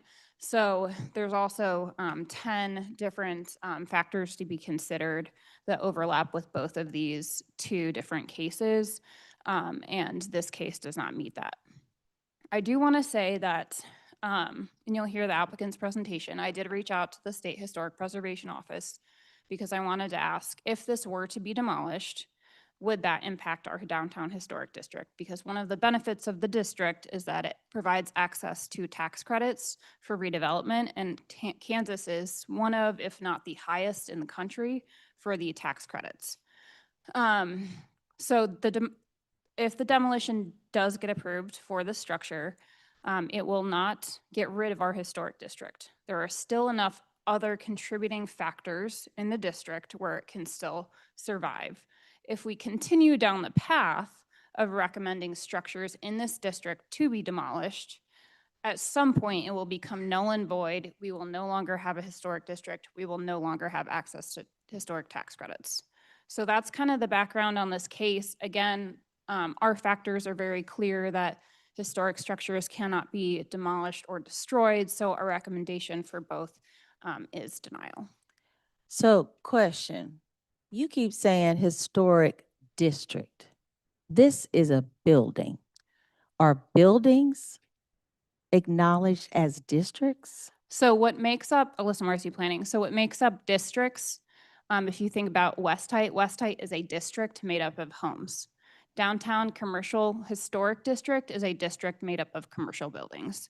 In order to become a recognized, whether that's state or federal level, you have to have a certain number of structures that are considered contributing, which means they have some historical value based on certain factors that qualify them, that then the state or the federal government say, okay, this historic district has a certain amount of integrity, and therefore it will become listed as such. But it becomes a historic district with structures because the structures were built X amount of years prior. There's technically 5 different reasons a structure becomes historic. The first is architecture, whether it's architecture that's incredibly representative of the architecture of the time. Whether or not we like that architecture is not the case. This particular building, the library, is a good model of late 1960s architectural style. That is just the reality of the time. But it's not a historical building So because it wasn't built, it was built in 1960. So it has to be at least 50 years old is the minimum. That's all it has to be historic. So it has to be at least 50 years old, and it has to be one of a couple of other things. Again, it has to be unique architectural representation. Historic person or events had to have occurred. It has to contribute something unique to the history of the community, which is another one where the library comes into play as its role in some of the revitalization of downtown at the time. These are all factors set by the state and the National Park Service. So these are not factors that we set. These are factors, though, that we have to follow because it is state listed. So it was nominated locally by the UG to create a district to have access to tax credits, and that had to be approved by the state. And now it's currently at the federal level looking for federal approval, which would mean additional tax credits. So should the commission board vote no, and I see you, Commissioner Davis, I'll get you in just a second. My concern is what recommendation, or do you have suggestion, or if it's probably not an opinion that you should make, legal's looking at me like I'm crazy. And if Daryl were here, we'd say what the mayor really means to say is,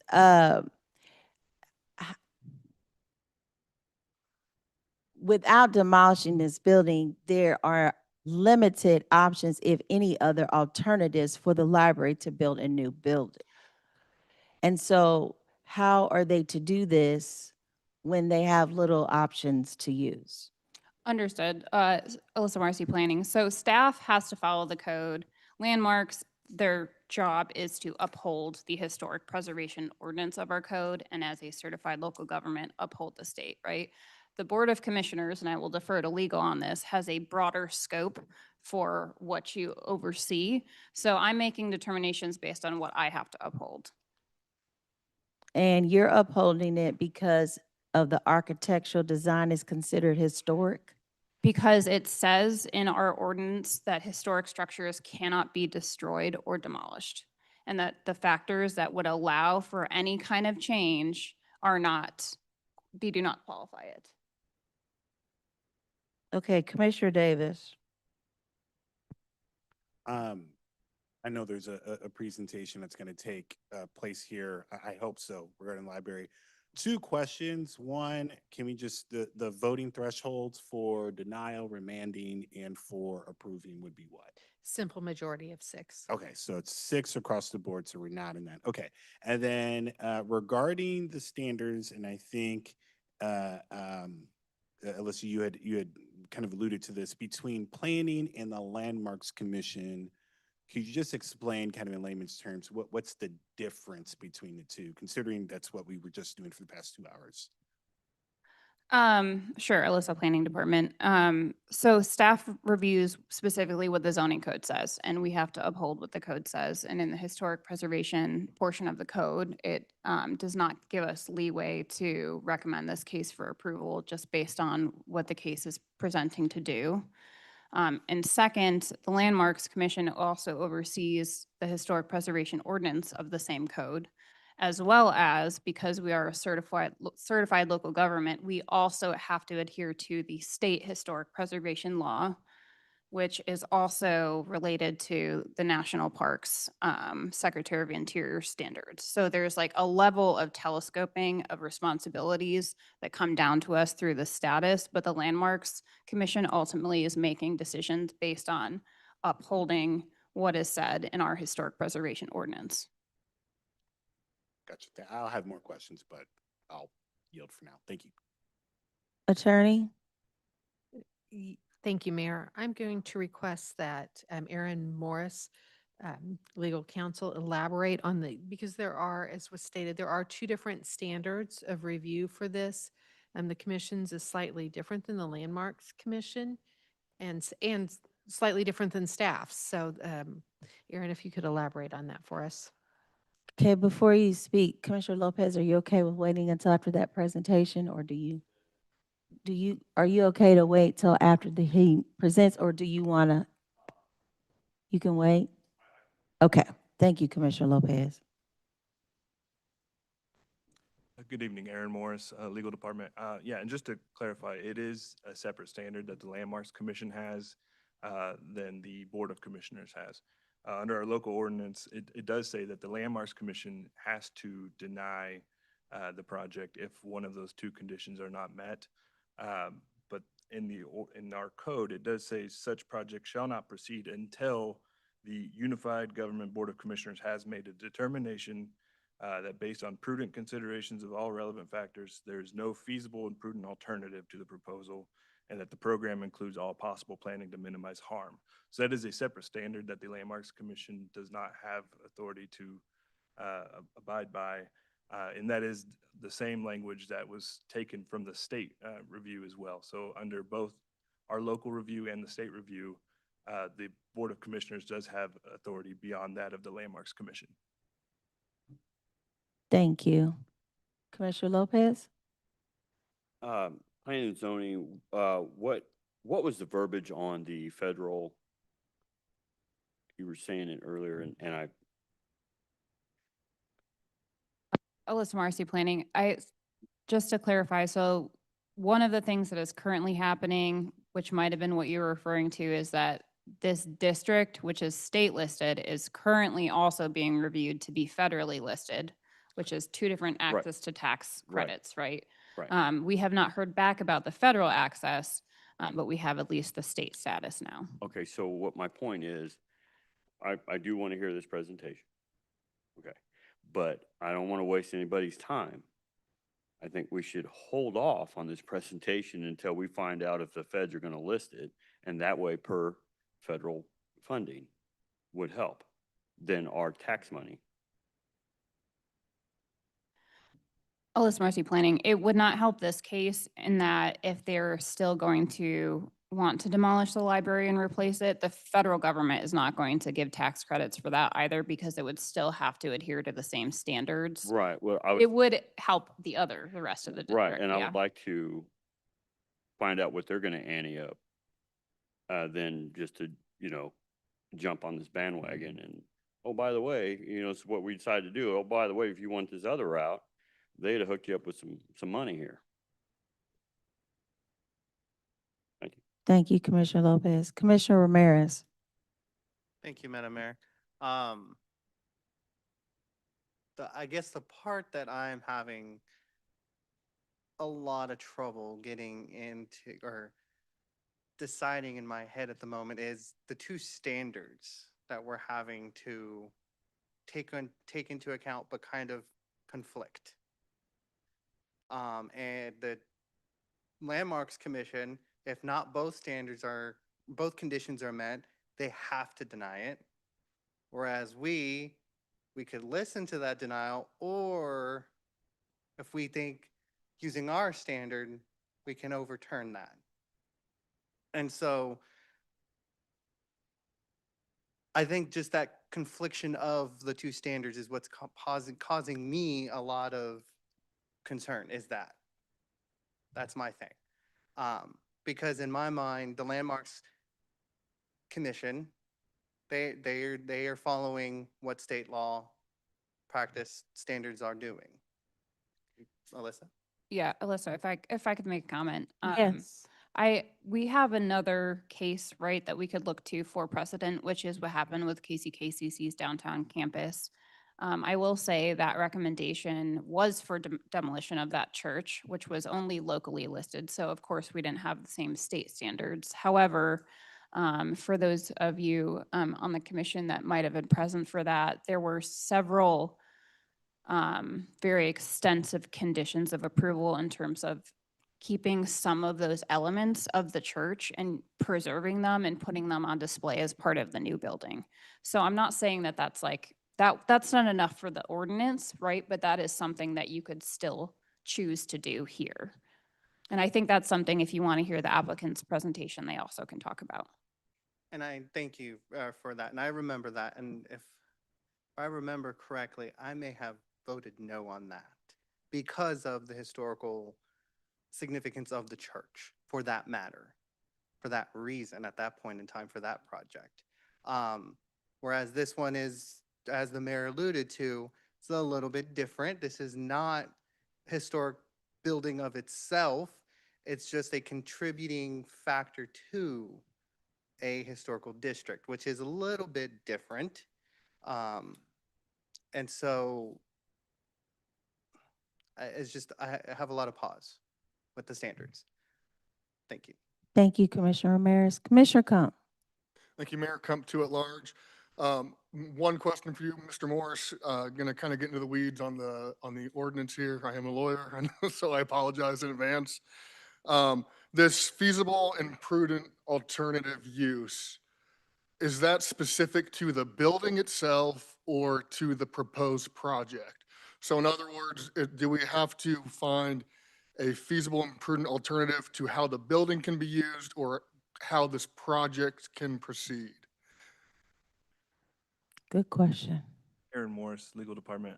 So the feasible and prudent alternative language is actually modeled straight off of the state level review as well.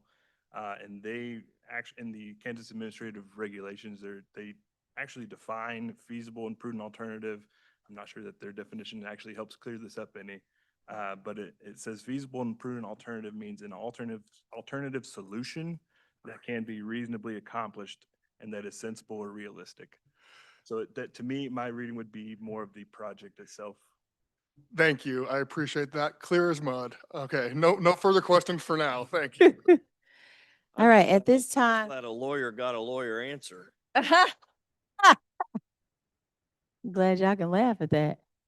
Okay, I'm gonna ask at this time that the applicant or representative of the Landmarks Commission please come forward, or the school, the project, my applicant. bad. Yeah, why would they come up, right?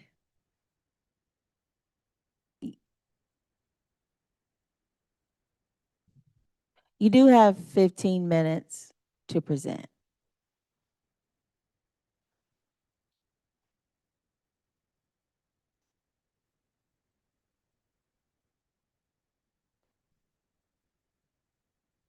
Okay, it works. Mayor, Commissioners, I'm Brad McKenzie, partner with SAP Design Architects, director of our Kansas City office at 1100 Main, Kansas City, Missouri, 64105. On October 28th of 2025, the Board of Education voted to demolish the existing building and proceed with building a new 21st century library. So we spent 6 months of time getting to that decision. So I've got about 10 to 12 minutes to summarize all of that. So there's a lot. Yep, that's all you got. No, I'm just kidding. I'm just kidding. Go ahead.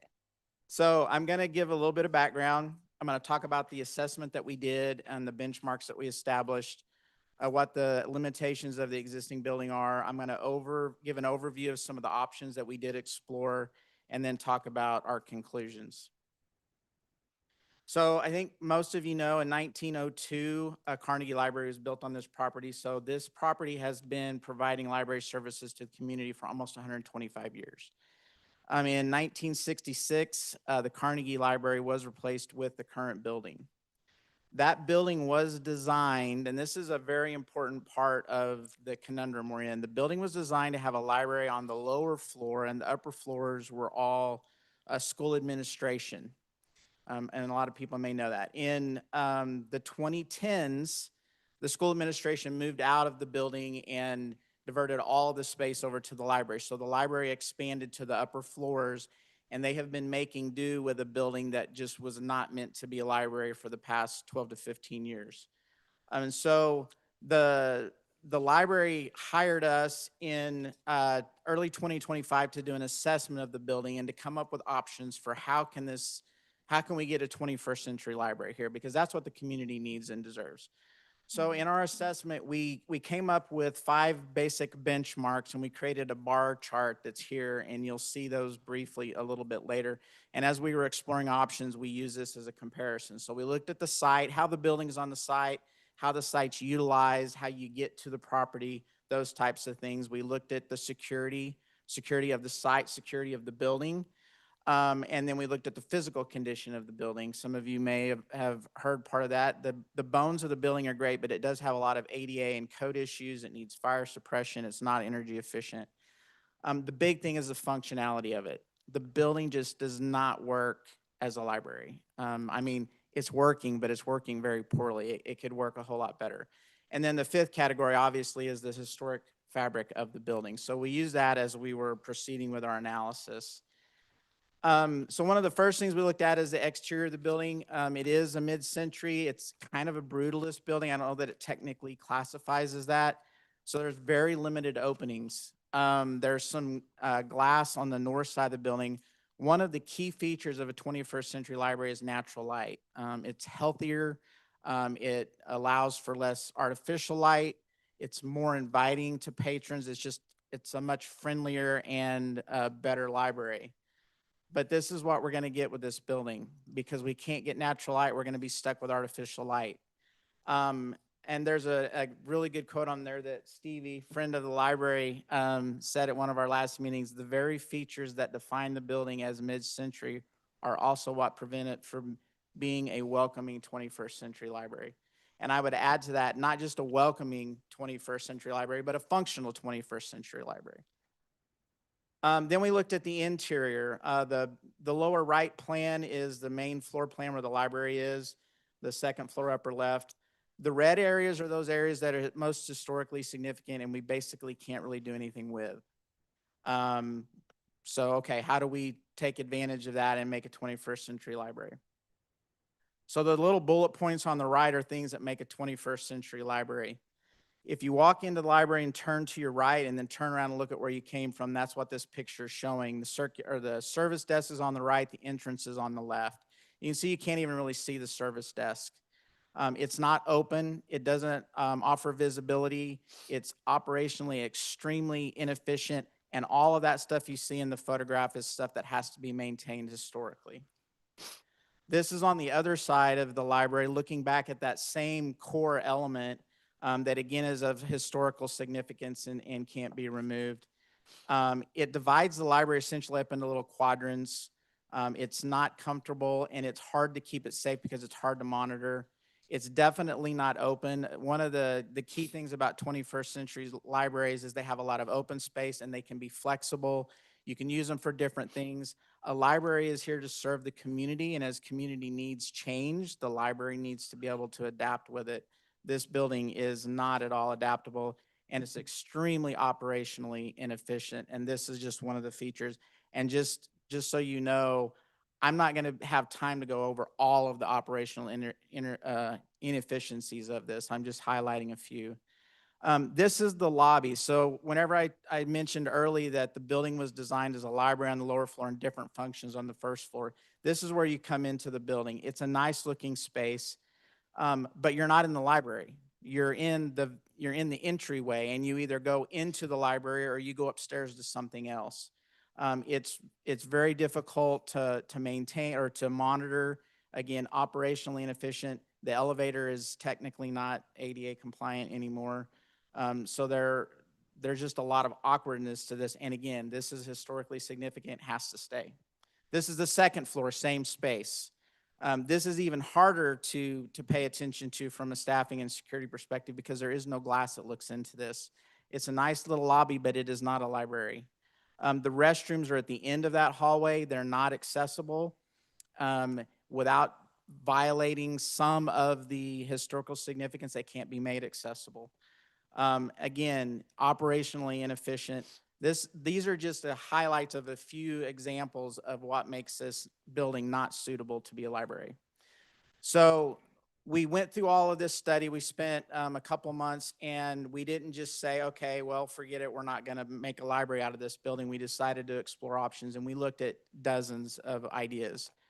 All of those ideas could be boiled down into 4 different categories. Option A is figure out how we rehab the building, put an addition on the back. Hopefully that will accommodate some of the functional problems with the building. And then option B is, okay, let's just take the structure of the building, build a new front, build a new back. Again, that doesn't qualify for the historical aspects, and landmarks would reject that as well. Option C is just demolish it and rebuild. Option D is to repurpose the building. I think somebody mentioned that. We looked at, okay, what if we repurpose the building and build the library somewhere else? School district has been looking at property for years. These are just highlighting some of the examples and have been unable to find anything in the area where we could build a library. I thought that was a great idea at first is, hey, let's just repurpose the building, but we just don't have any good options. So months of work went into presenting these different options. You can see at the bottom there, we have the bar chart of the benchmarks. We added a green one, the 5th one that's cost. We presented these options to the board. We talked about the pros and cons. We talked about what they accomplish. Option A, again, is the rehab option, maintaining the historic fabric. They had a lot of great questions for us. They said, hey, we want you to go back and look at some additional options. So we did that. We came up with the idea of let's pull the administration out. How does that help us? Can we now use this building and maintain its historical significance and create a library? Again, there's a lot of discussion, a lot of time that went into this, and ultimately the best decision and the only way to really truly get a 21st century library was to just build a new library. Since there were no other properties to do that on, the board voted to go with option C, which is demolish and rebuild. And so I want to touch a little bit on kind of why this conclusion seems to really make sense. And this is another quote from Stevie. The most important thing about the downtown library is the place, not the building. It's been providing library services for 125 years. And what the community deserves and needs is a thriving 21st century library. One of the reasons that this building is in that district is because it's a contributing building because of how it's used, because it is a library. By rebuilding the library and maintaining the function, we can get a stronger frontage on Minnesota.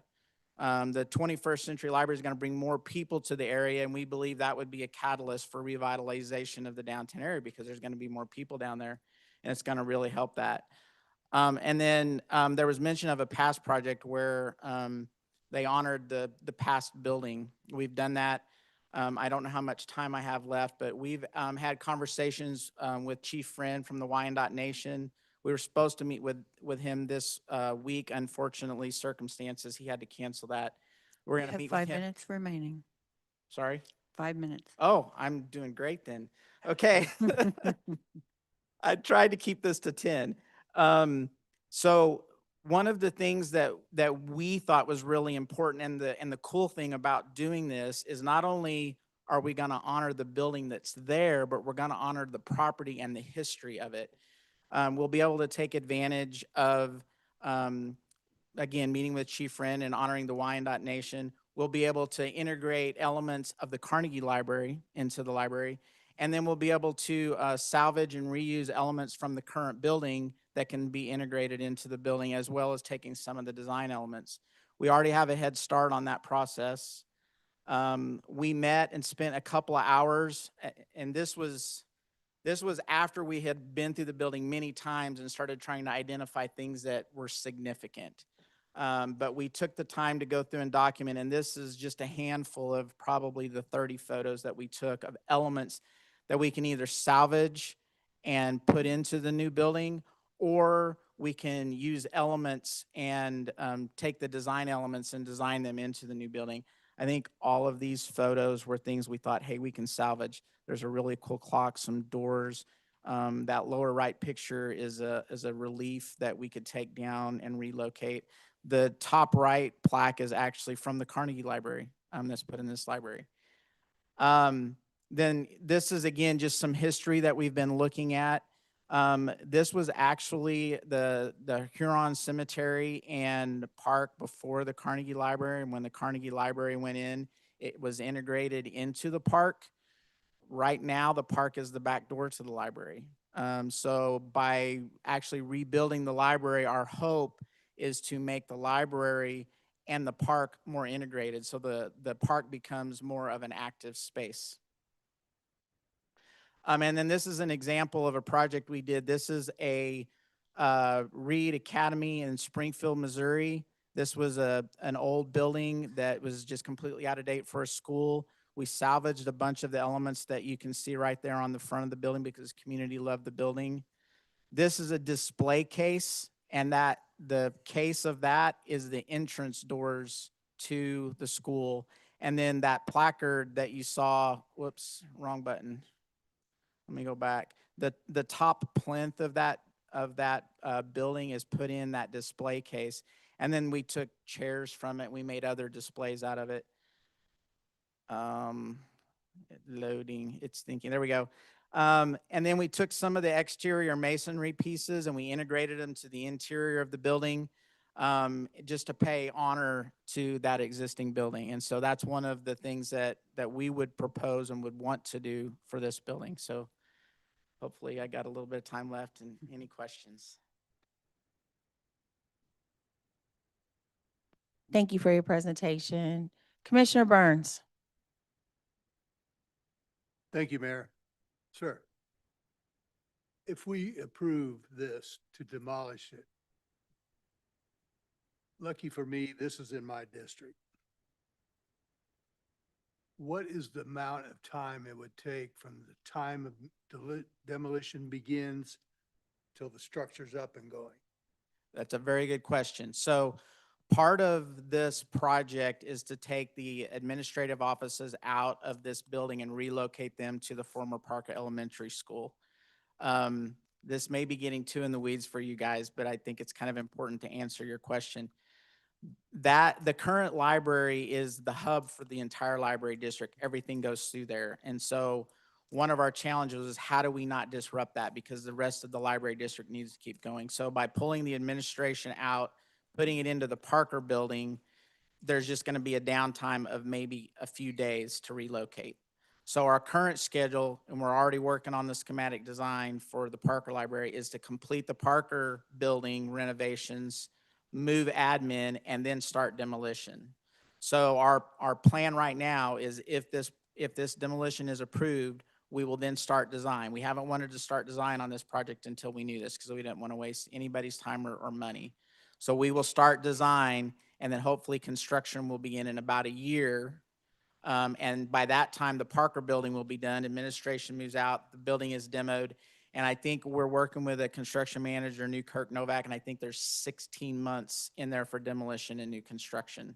So if we start construction in September, then it would be the following November, December, end of year 28, if I'm doing my math right. And how much, just how much obstruction would it be for Minnesota Avenue? That's a great question as well. We have actually talked with them about where their construction entrance would be, and trying to minimize any impact on Minnesota. As of now, the plan is to not have any disruption on Minnesota whatsoever. There may be a blocking of the sidewalk, and that would be the extent of it. In your best estimation, what would this cost? That's another great question. The current funding for this project, it already exists. So there has been funding that's been collected over the last several years to pay for this project.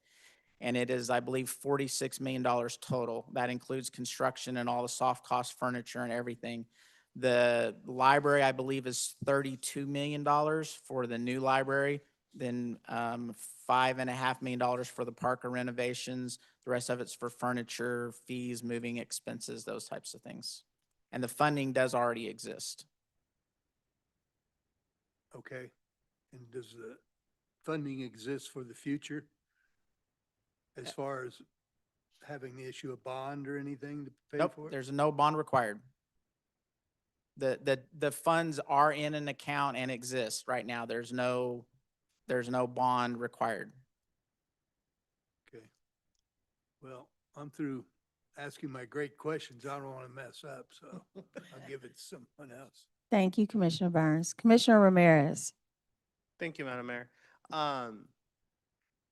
What, on one of the slides where you had like the layouts of all the floors, and one of them said that they was historically significant. Correct. What and why makes it historically significant? Another great question. So we worked with a consultant, Heritage Consultant Group, and they are a historic preservation specialist. They went into the building and did an evaluation of the building to help get it on the historic district. And then whenever we started working with them, they just confirmed, all right, here are the things. We actually also had a representative from SHPO, the State Historic Preservation Organization, come in and look at the building and confirm that there are elements that are considered historically significant. One of the factors is what has been most seen by the public, which is why the library is a big part of it. And if you look at the top third floor, that is the old school boardroom. And so that was historically significant because the public used to use that as the school boardroom. The yellow areas were the school administration offices. And so we can't do a whole lot with those either. And of course, the exterior, everybody sees the exterior, so we can't make any changes to the exterior. And that's based on that historic preservation specialist and SHPO. Okay. That significantly changes my mind, or my mindset. The building itself may not be historical, but there are historical elements, significant historical elements within the building, inside the building.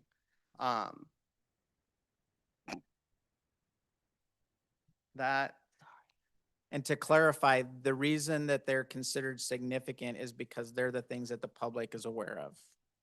Okay. So it's things like the light fixtures have an HVAC grill in them. Mm-hmm. There's wood paneling on the wall that people know. Oh, okay. Okay, I see what you mean. Yeah. Okay. Thank you, Mayor. You're welcome. Commissioner Bynum. Thank you, Mayor. A couple of comments. When you talk about if we rehab this building, you identified many features that can't be changed. And that's because it has historically significant features, not because it's historic. I mean, I'm sorry, I'm gonna wordsmith this. Sure. I don't think it's a historic building, but I'll listen to the expert. Okay, so there's some subjective opinion to it. Okay. When a building is classified as a historic building, it's basically the way they look at it is what is part of that original structure that people know. And that's really how everything was defined, is what is it that people would recognize in this building because it's on a historic Okay. registry. Because it's within a historic district. as Correct. well. So, none of that takes away from this board's ability to, basically overrule the decision of the Landmarks Committee. We could find that, there is no feasible or prudent alternative to demolition. You're looking at the wrong person to answer that Okay. question. That's my understanding, yes, but I Okay. think somebody over there needs to answer that question. And I think that I just want to clarify for the public and for us that demolition and a new 21st century library is definitely possible and doable. Oh, yeah. Okay. There is a fairly large advisory group that's been meeting to discuss a new 21st century library in that spot and a variety of spots, as you showed on your map, for downtown.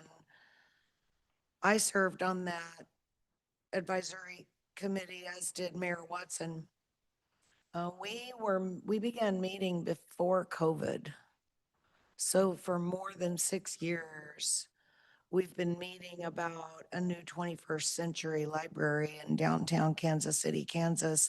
We had extensive community engagement meetings around this concept of a new library for downtown Kansas City, Kansas. Time after time, the answer came back, yes, not only do we need a new library, but we deserve, this town deserves a new 21st century library. So I want to be very clear that I'm a proponent of the new library building because I've been serving on this advisory board to bring one about for, like I said, more than 6 years, as has our mayor. Several of the members of the KCK Public Library Foundation Board are here. Wave your hand, JD's been serving with us. These two ladies here that you all know have been serving with us. Not only that, but the KCK Public Library Foundation has been making financial contributions toward the things that are needed to bring forward the potential for a new downtown KCK library. Our museum, our Wyandotte County Museum, I do believe is holding in their possession certain architectural features of the original Carnegie Library. So as we talk about incorporating historic features into a new building, such as what we're seeing with the new downtown KCC, it's very possible to combine not only some of the features from the Carnegie Library, which was worth preserving, but it's too late for that now, and features possibly out of this existing building into a brand new 21st century library. And I just think it's very important that we all understand that this isn't an idea that the library or the school board dreamed up and said, let's figure out how we can spend $42 million. That is not what happened. There is a serious need and a serious demand for a new downtown library. And there is no area of this community more worthy or deserving of having a new 21st century library, especially when you consider the physical restrictions and restraints that this gentleman has shared with us about what this current building poses.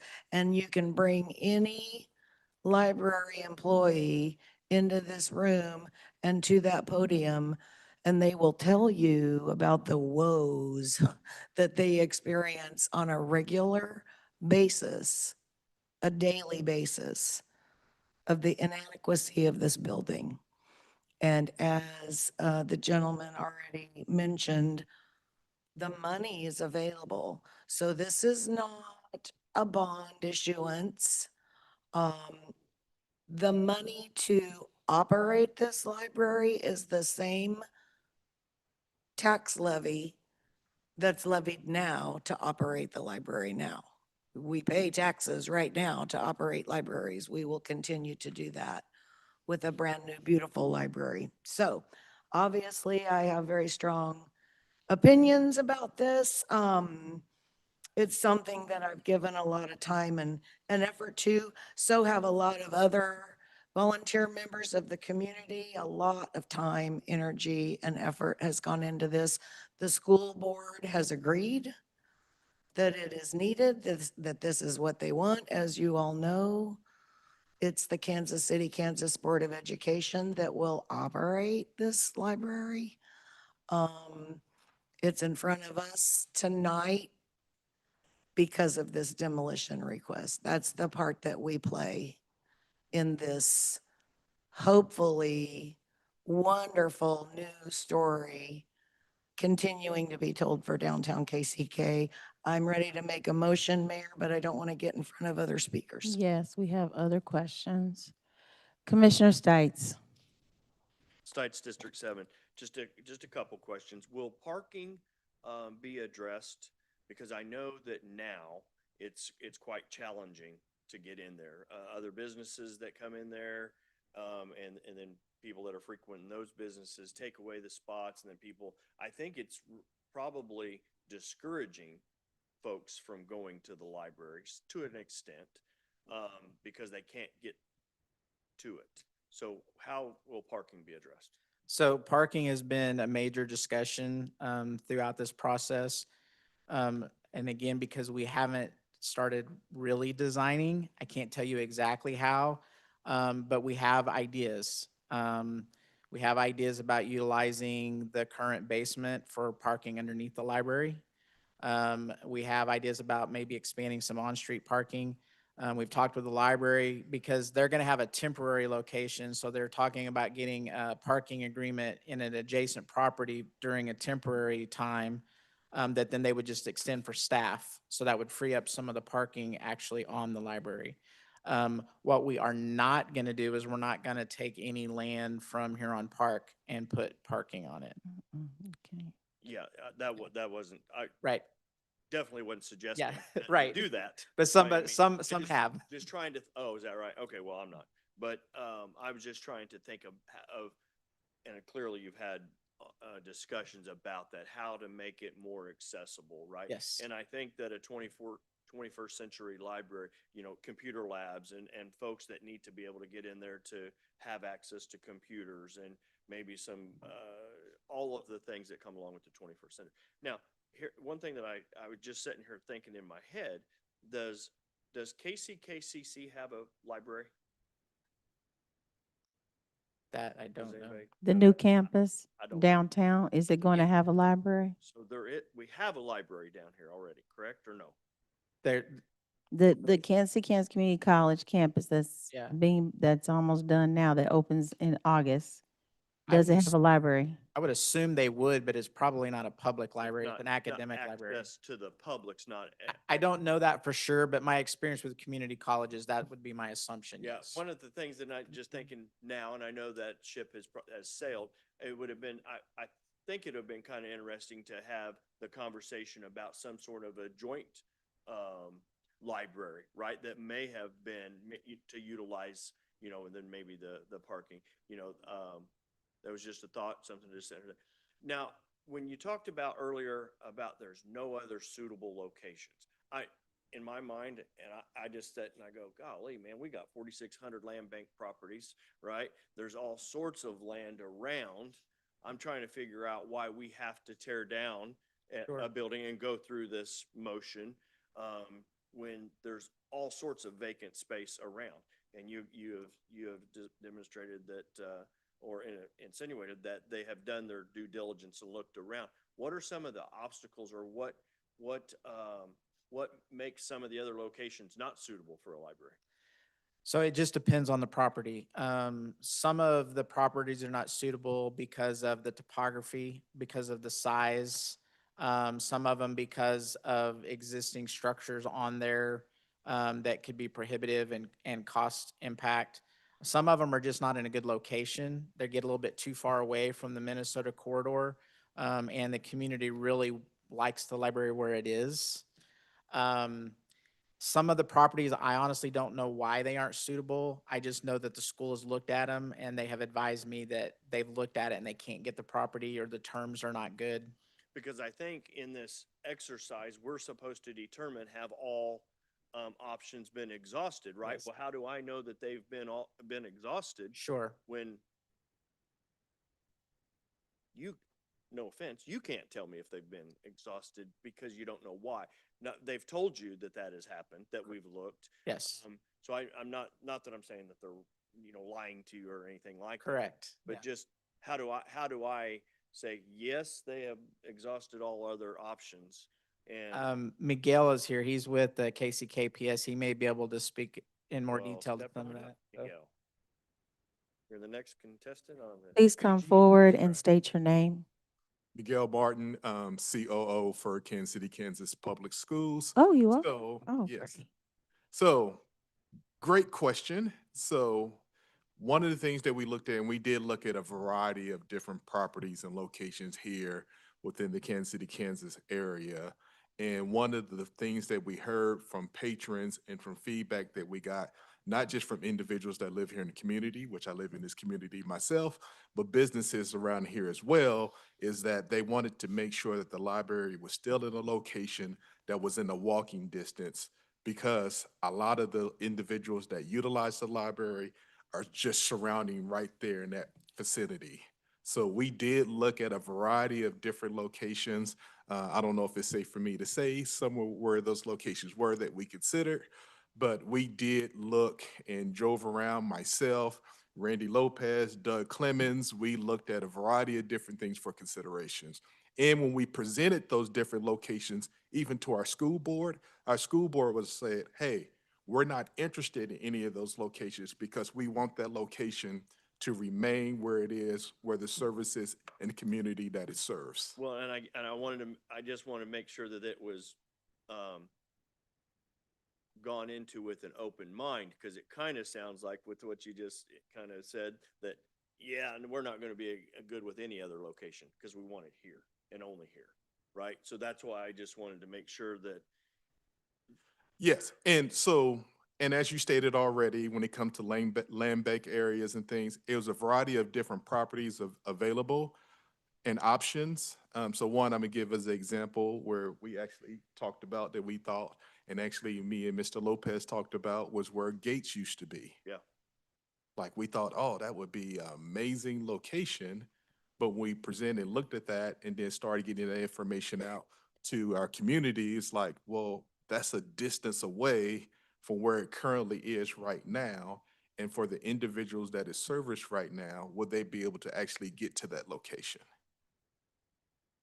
Especially when you look at a lot of individuals that utilize the building at its current location. One are residents here in the community, but also those also too who work in businesses that surround this location that may not be residents of this community, but during their business hours, during like a lunch break or something, they'll walk over and utilize the library at its current location to where if we moved it someplace else, they wouldn't have that access. But also you could pick up other potential people that are closer to a new location that could then access it, right? So it's kind of a trade-off, right, is what I'm saying. Correct. That's all I was trying to, Yes. get at, versus us tearing down a historic building. Mhm. Is there other options out there that may have, and maybe help solve the parking issues and all of those things? Not that you guys haven't done your due diligence on that. I just wanted to make sure because we are being asked to Yeah. say that all options have been vetted out. Yeah. Thank you. Thank you. Commissioner Davis. I add one more comment to that as well. Sure. One of the other things, is the current I guess it's the current, Minnesota Avenue Historic District. The library is a contributing factor to that, in part because of what it is because it's a library, not just the building. So if we move the library out of that district, it also has a negative impact on the district because it's no longer a library. So that's another consideration as well. And before I get to Commissioner Commissioner Davis, Commissioner Stites has to verify the new KCK Community College campus will not house a library. It will have like a common area with computer for student access. And I think the goal was because the library is where it is, they would partner with the library. It's already existing, and students would be in close proximity. Yeah, and that goes to say, with the proximity, then it would make sense. So that's Yes. good information to have. Thank you. You're welcome. Commissioner Davis. Thank you so much, Mayor. I have kind of two, maybe three things. One, I want to address the letter from Chief Billy Friend, right, neighbor of ours, whose letter, I think there's concern regarding the demolition and it having a negative impact on Huron Park and on the cemetery. So can you all just speak to kind of will there be or what's the analysis of the demolition and its impact, if any, on the cemetery? Sure. So Chief Friend actually came to the landmarks meeting, and we had an opportunity to talk to him before and after the landmarks meeting. And once he learned what the plan was, he said he was actually in full support of the library. And I believe he sent an email to the mayor and commissioners, expressing, that support. And like I said, we actually had, he was recently working on a project where he had a bunch of information that he was going to share with me that we could use in the library design. And then we were supposed to meet with him this week. Unfortunately, his father passed away, so that, got postponed. But we're definitely engaging with him, and he is now in support. I think he said what his concern was is he felt like the building was going to be demolished and something else go in its place besides a library. And when he learned that the plan was to rebuild a library, then he was in full support of it. Gotcha. That's what I have heard, and so I just wanted to get somebody on record saying that. But I didn't want folks to watch this meeting and just think that we did not address that because it is a very important concern. The other thing I would just kind of like to point out, I think there's a lot of exciting momentum happening in downtown, and when this was kind of bubbling up, it's been kind of there's been kind of secrets and rumors, and now it's like, oh, this is real. They're actually coming before us. They're spending some money, all that stuff.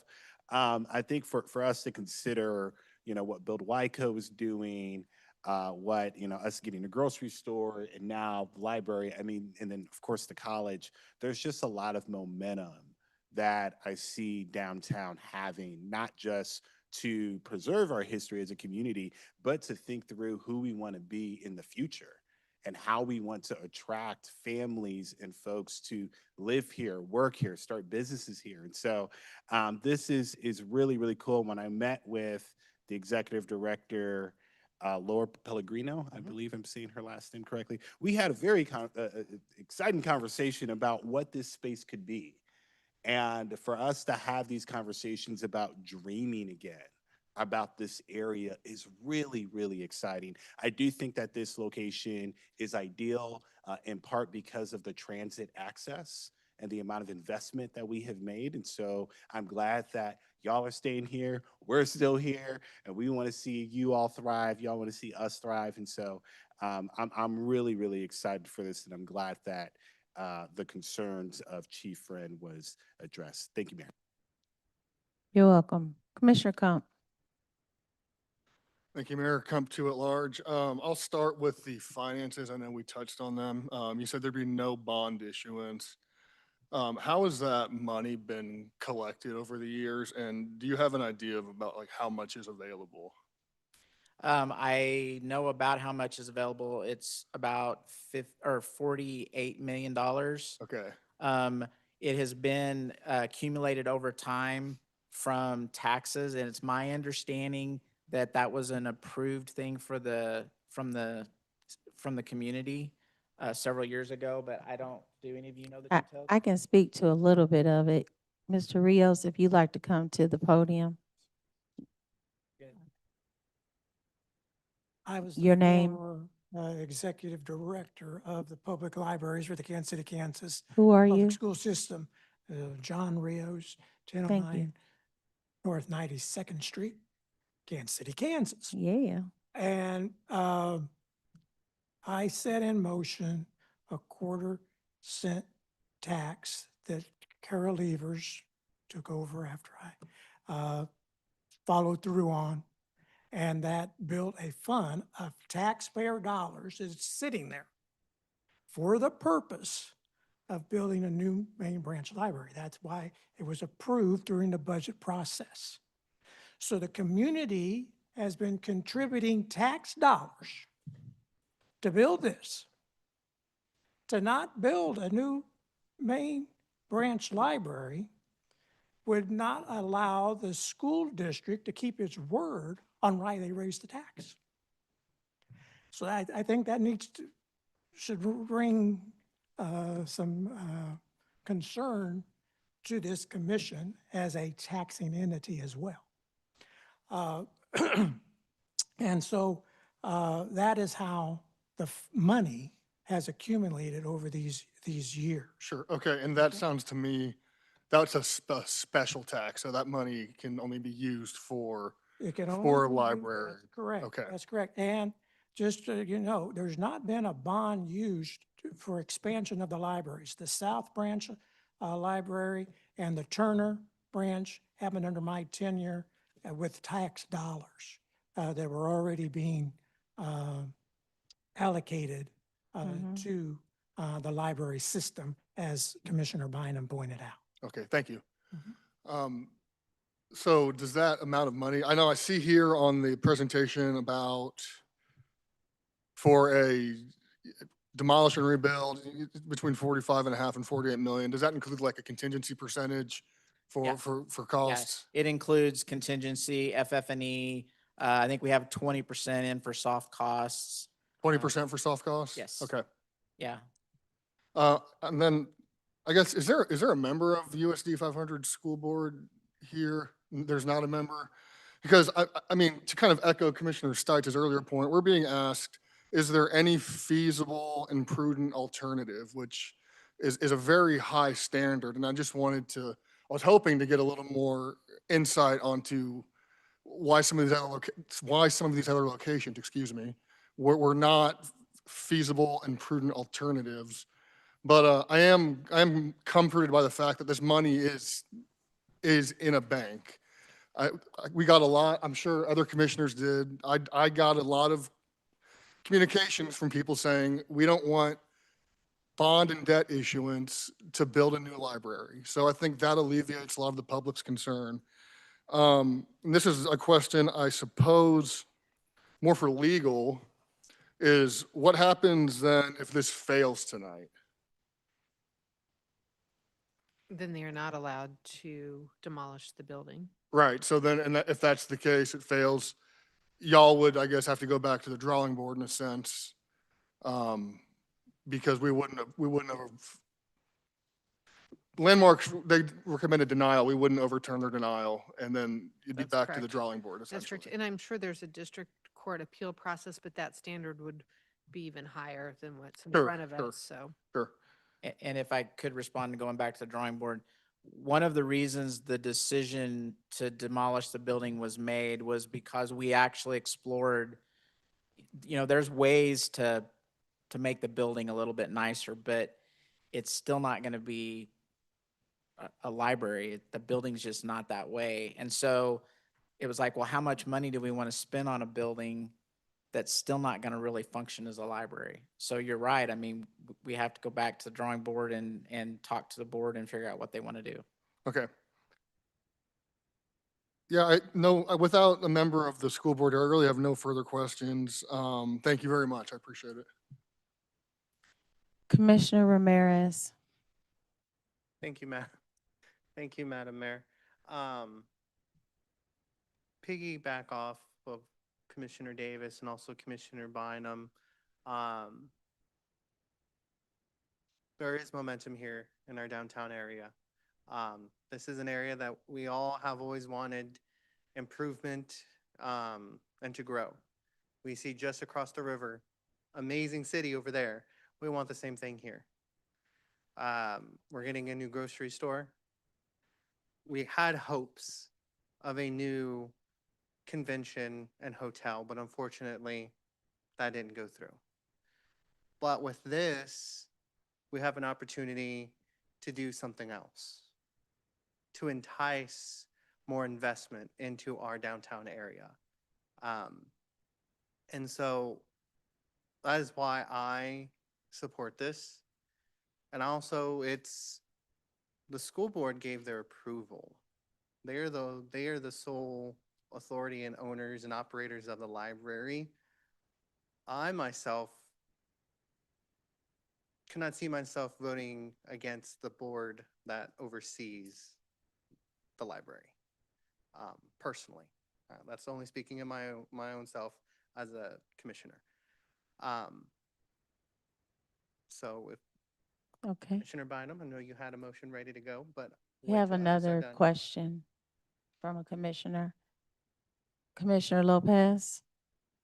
Yeah, I'd like to, I know that the money is there. It's ready to go. It's in the bank. There's no, bonds, if you will, but I'd still like to know how the federal historical is gonna, what their outcome's gonna be. To see, for tax credits in the future. Is the federal, is that for the building or is it for the historic district? Listen, Marcy, it's for the historic district itself. So it's for the district itself, not just the building. Okay, all right. So that's why it doesn't matter. Before a motion is made, I do want to ask,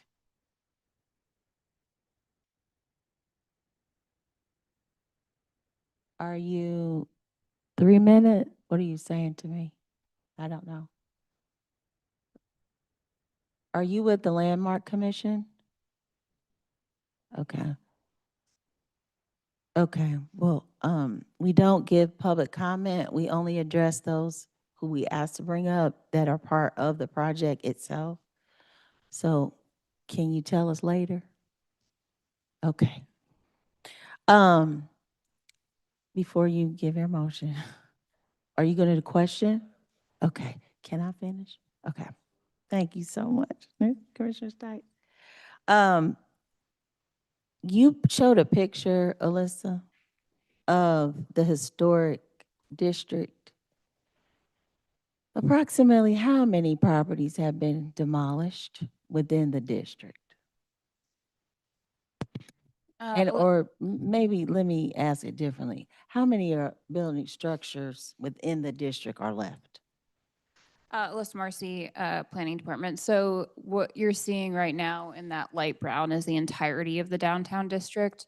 We have, since it's been approved as a state district, we have not had any demolitions outside of that one building that obviously caught fire that was next in between the buildings, if you remember that correctly. And again, there are a couple of factors in which, you know, if you have no other option, you know, that kind of thing takes place, right? That was not a building that could be even habitable by health code standards.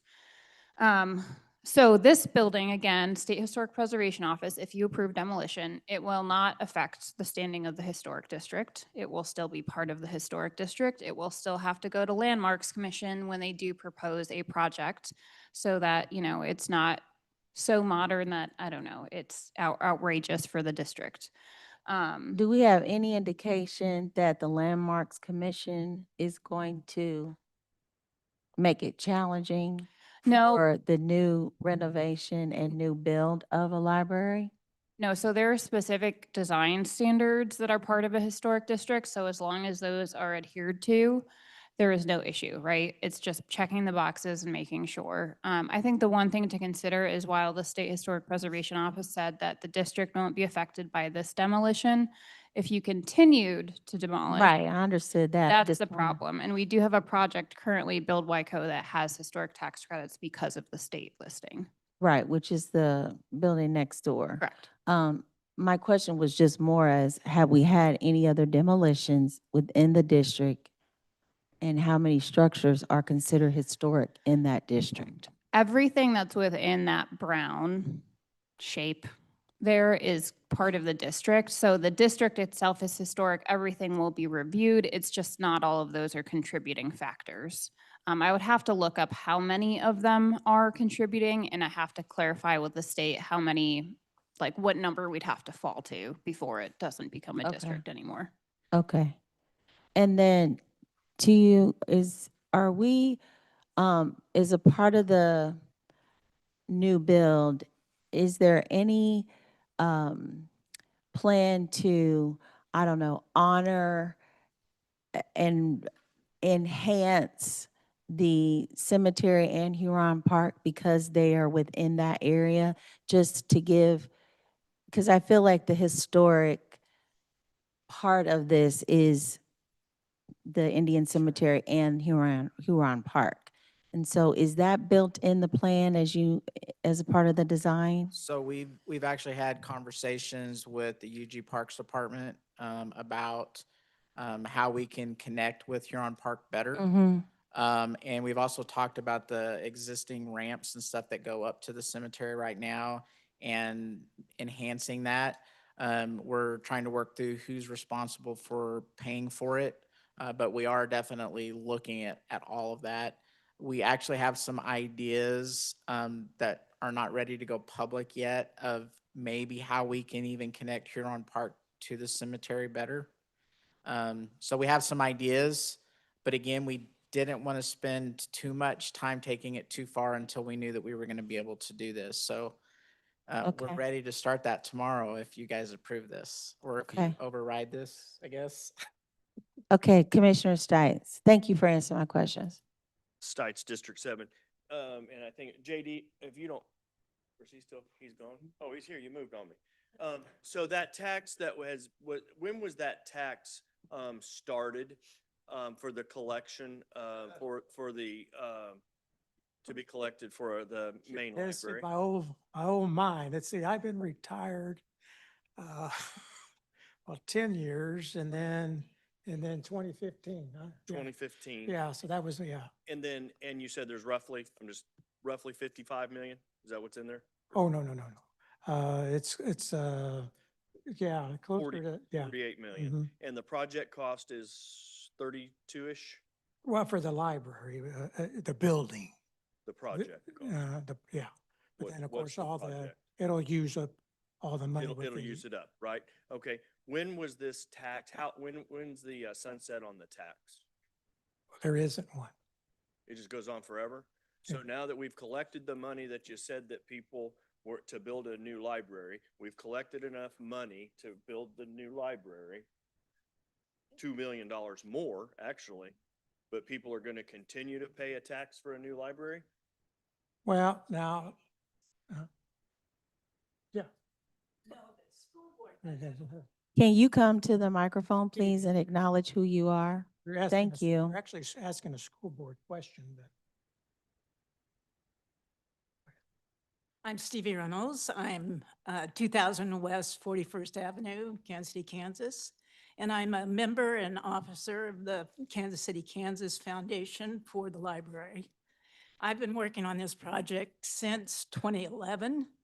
2015 was when the school approved the library of raising the levy to build a new downtown library. And that went on till I think it was just last year that they have decided to now allocate that money to the to their capital fund instead of the libraries. Was that the intention the whole time, to that money to be collected for a downtown Correct. library? Correct. Right. So what I'm getting at now is, since we've got to that point, right, I'm assuming now that that mill levy will be reduced back now because we've got that money? Or That's is- up to the Board of I mean, Education. why would we not, why would, if you've accomplished your goal of getting the money to build the downtown library, why would we not take the tax burden off of the taxpayer? Because we've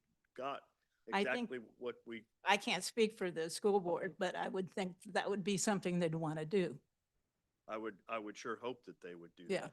Because I think that that would be full transparency for the taxpayer that has been on the hook since 2015 for a project that they wanted to see happen, right? Right. I'm not saying that it's wrong. It's a good cause. But now that we've got that money to do it, and that's like so many things, not with school, but so many things that happen, that we implement these taxes and we get the money to do those things, but then then when they're accomplished, they never go away, right? Yes. Taxes never back up.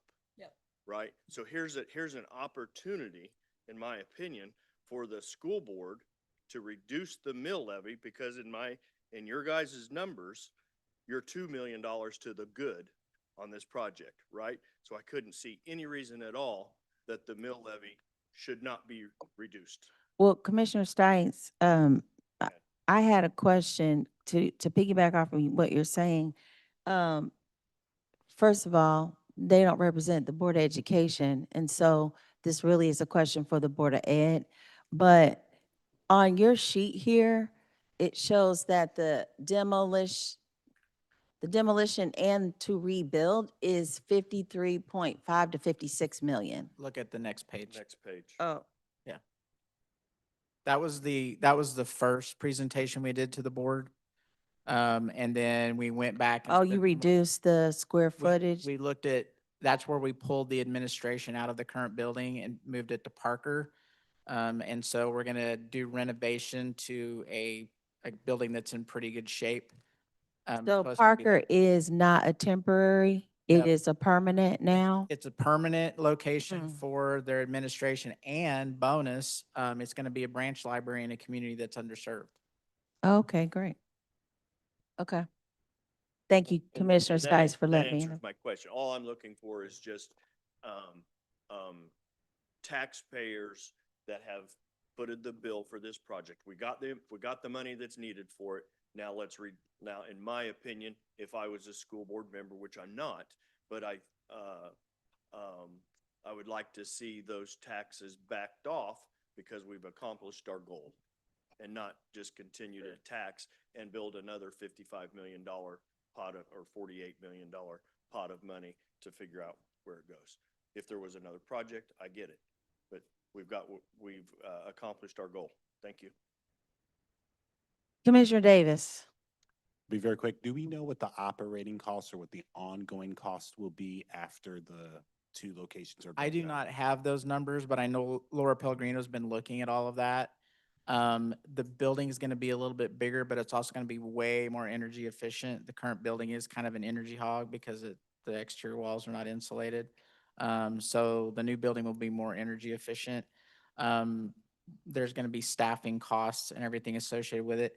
The hope is, even though it's gonna be bigger, because we're gonna design it to be more efficient, that they don't need to add staff, so there's not gonna be any increase in cost in that. But Laura's actually tracking all of that information, planning way ahead and keeping all of that, so that she knows where they're gonna be. Gotcha. What's the current operating costs of the library? I don't know that. Yeah, that'd be a Laura question. That's fine. Yeah, sorry. No, you're good. Thank you. All right, Commissioner Bynum, Mayor, I'd like to make a motion. motion accepted. Move that the commission override the decision of the Landmarks Commission and make the determination that the project does include all possible planning to minimize harm to the property and there is no feasible and prudent alternative to demolishing the library building located at 625 Minnesota Avenue, and therefore a certificate of appropriateness for the project be issued. Davis, second. It's been moved by Commissioner Bynum and second by Commissioner Davis. Roll call, please. Call Howard, Aye. Burns, Aye. Ramirez, Aye. Pacheco, Aye. Lopez, Aye. Stites, Aye. Davis, Aye. Bynum, Aye. Kump. Aye. Vote is 9-0. The motion carries. All right. Well, thank you Another to motion. the, oh, we got one more. I have one more motion, Mayor. Thank you. Bynum at large one, I move the commission override the decision of the Landmarks Commission and make a determination under state law review that the project does include all possible planning to minimize harm to the property and that there is no feasible and prudent alternative to demolishing the library building located at 625 Minnesota Avenue. Davis, second. There's been a motion by Commissioner Bynum and second by Commissioner Davis. Roll call, please. Mayor, I would like to confirm that this is for item 8.2. Item This is- 8.2.b. Thank you. Thank you. Roll call Howard, Aye. Burns, Aye. Ramirez, Aye. Pacheco, Aye. Lopez, Aye. Stites, Aye. Davis, Aye. Bynum, Aye. Kump. Aye. The vote is 9-0. The motion carries. Great. Thank you so much. Commissioner Sykes, did you want to make a comment? Yeah, I would just like to make a motion to adjourn. Okay, and before, well, before we do that, I just want to thank our presentations tonight. Thank you to the staff. You did a beautiful job. We appreciate all the work that you put into this, and to our attorneys, thank you very much. To the Landmark Commission, to all those that are present, we greatly appreciate you. And thank you, Commission Board, for the thoughtful questions that you asked. This was an important item to discuss, but we are moving forward and we're still going to make history. I will accept the motion to adjourn from Commissioner Stites and second from Commissioner Kump. Roll call, please. Roll call Howard, Aye. Burns, Aye. Ramirez, Aye. Pacheco, Aye. Lopez, Aye. Stites, Aye. Davis, Aye. Bynum, Aye. Kump. Aye. Vote is 9-0. Motion carries. Everyone have a great evening. God bless you.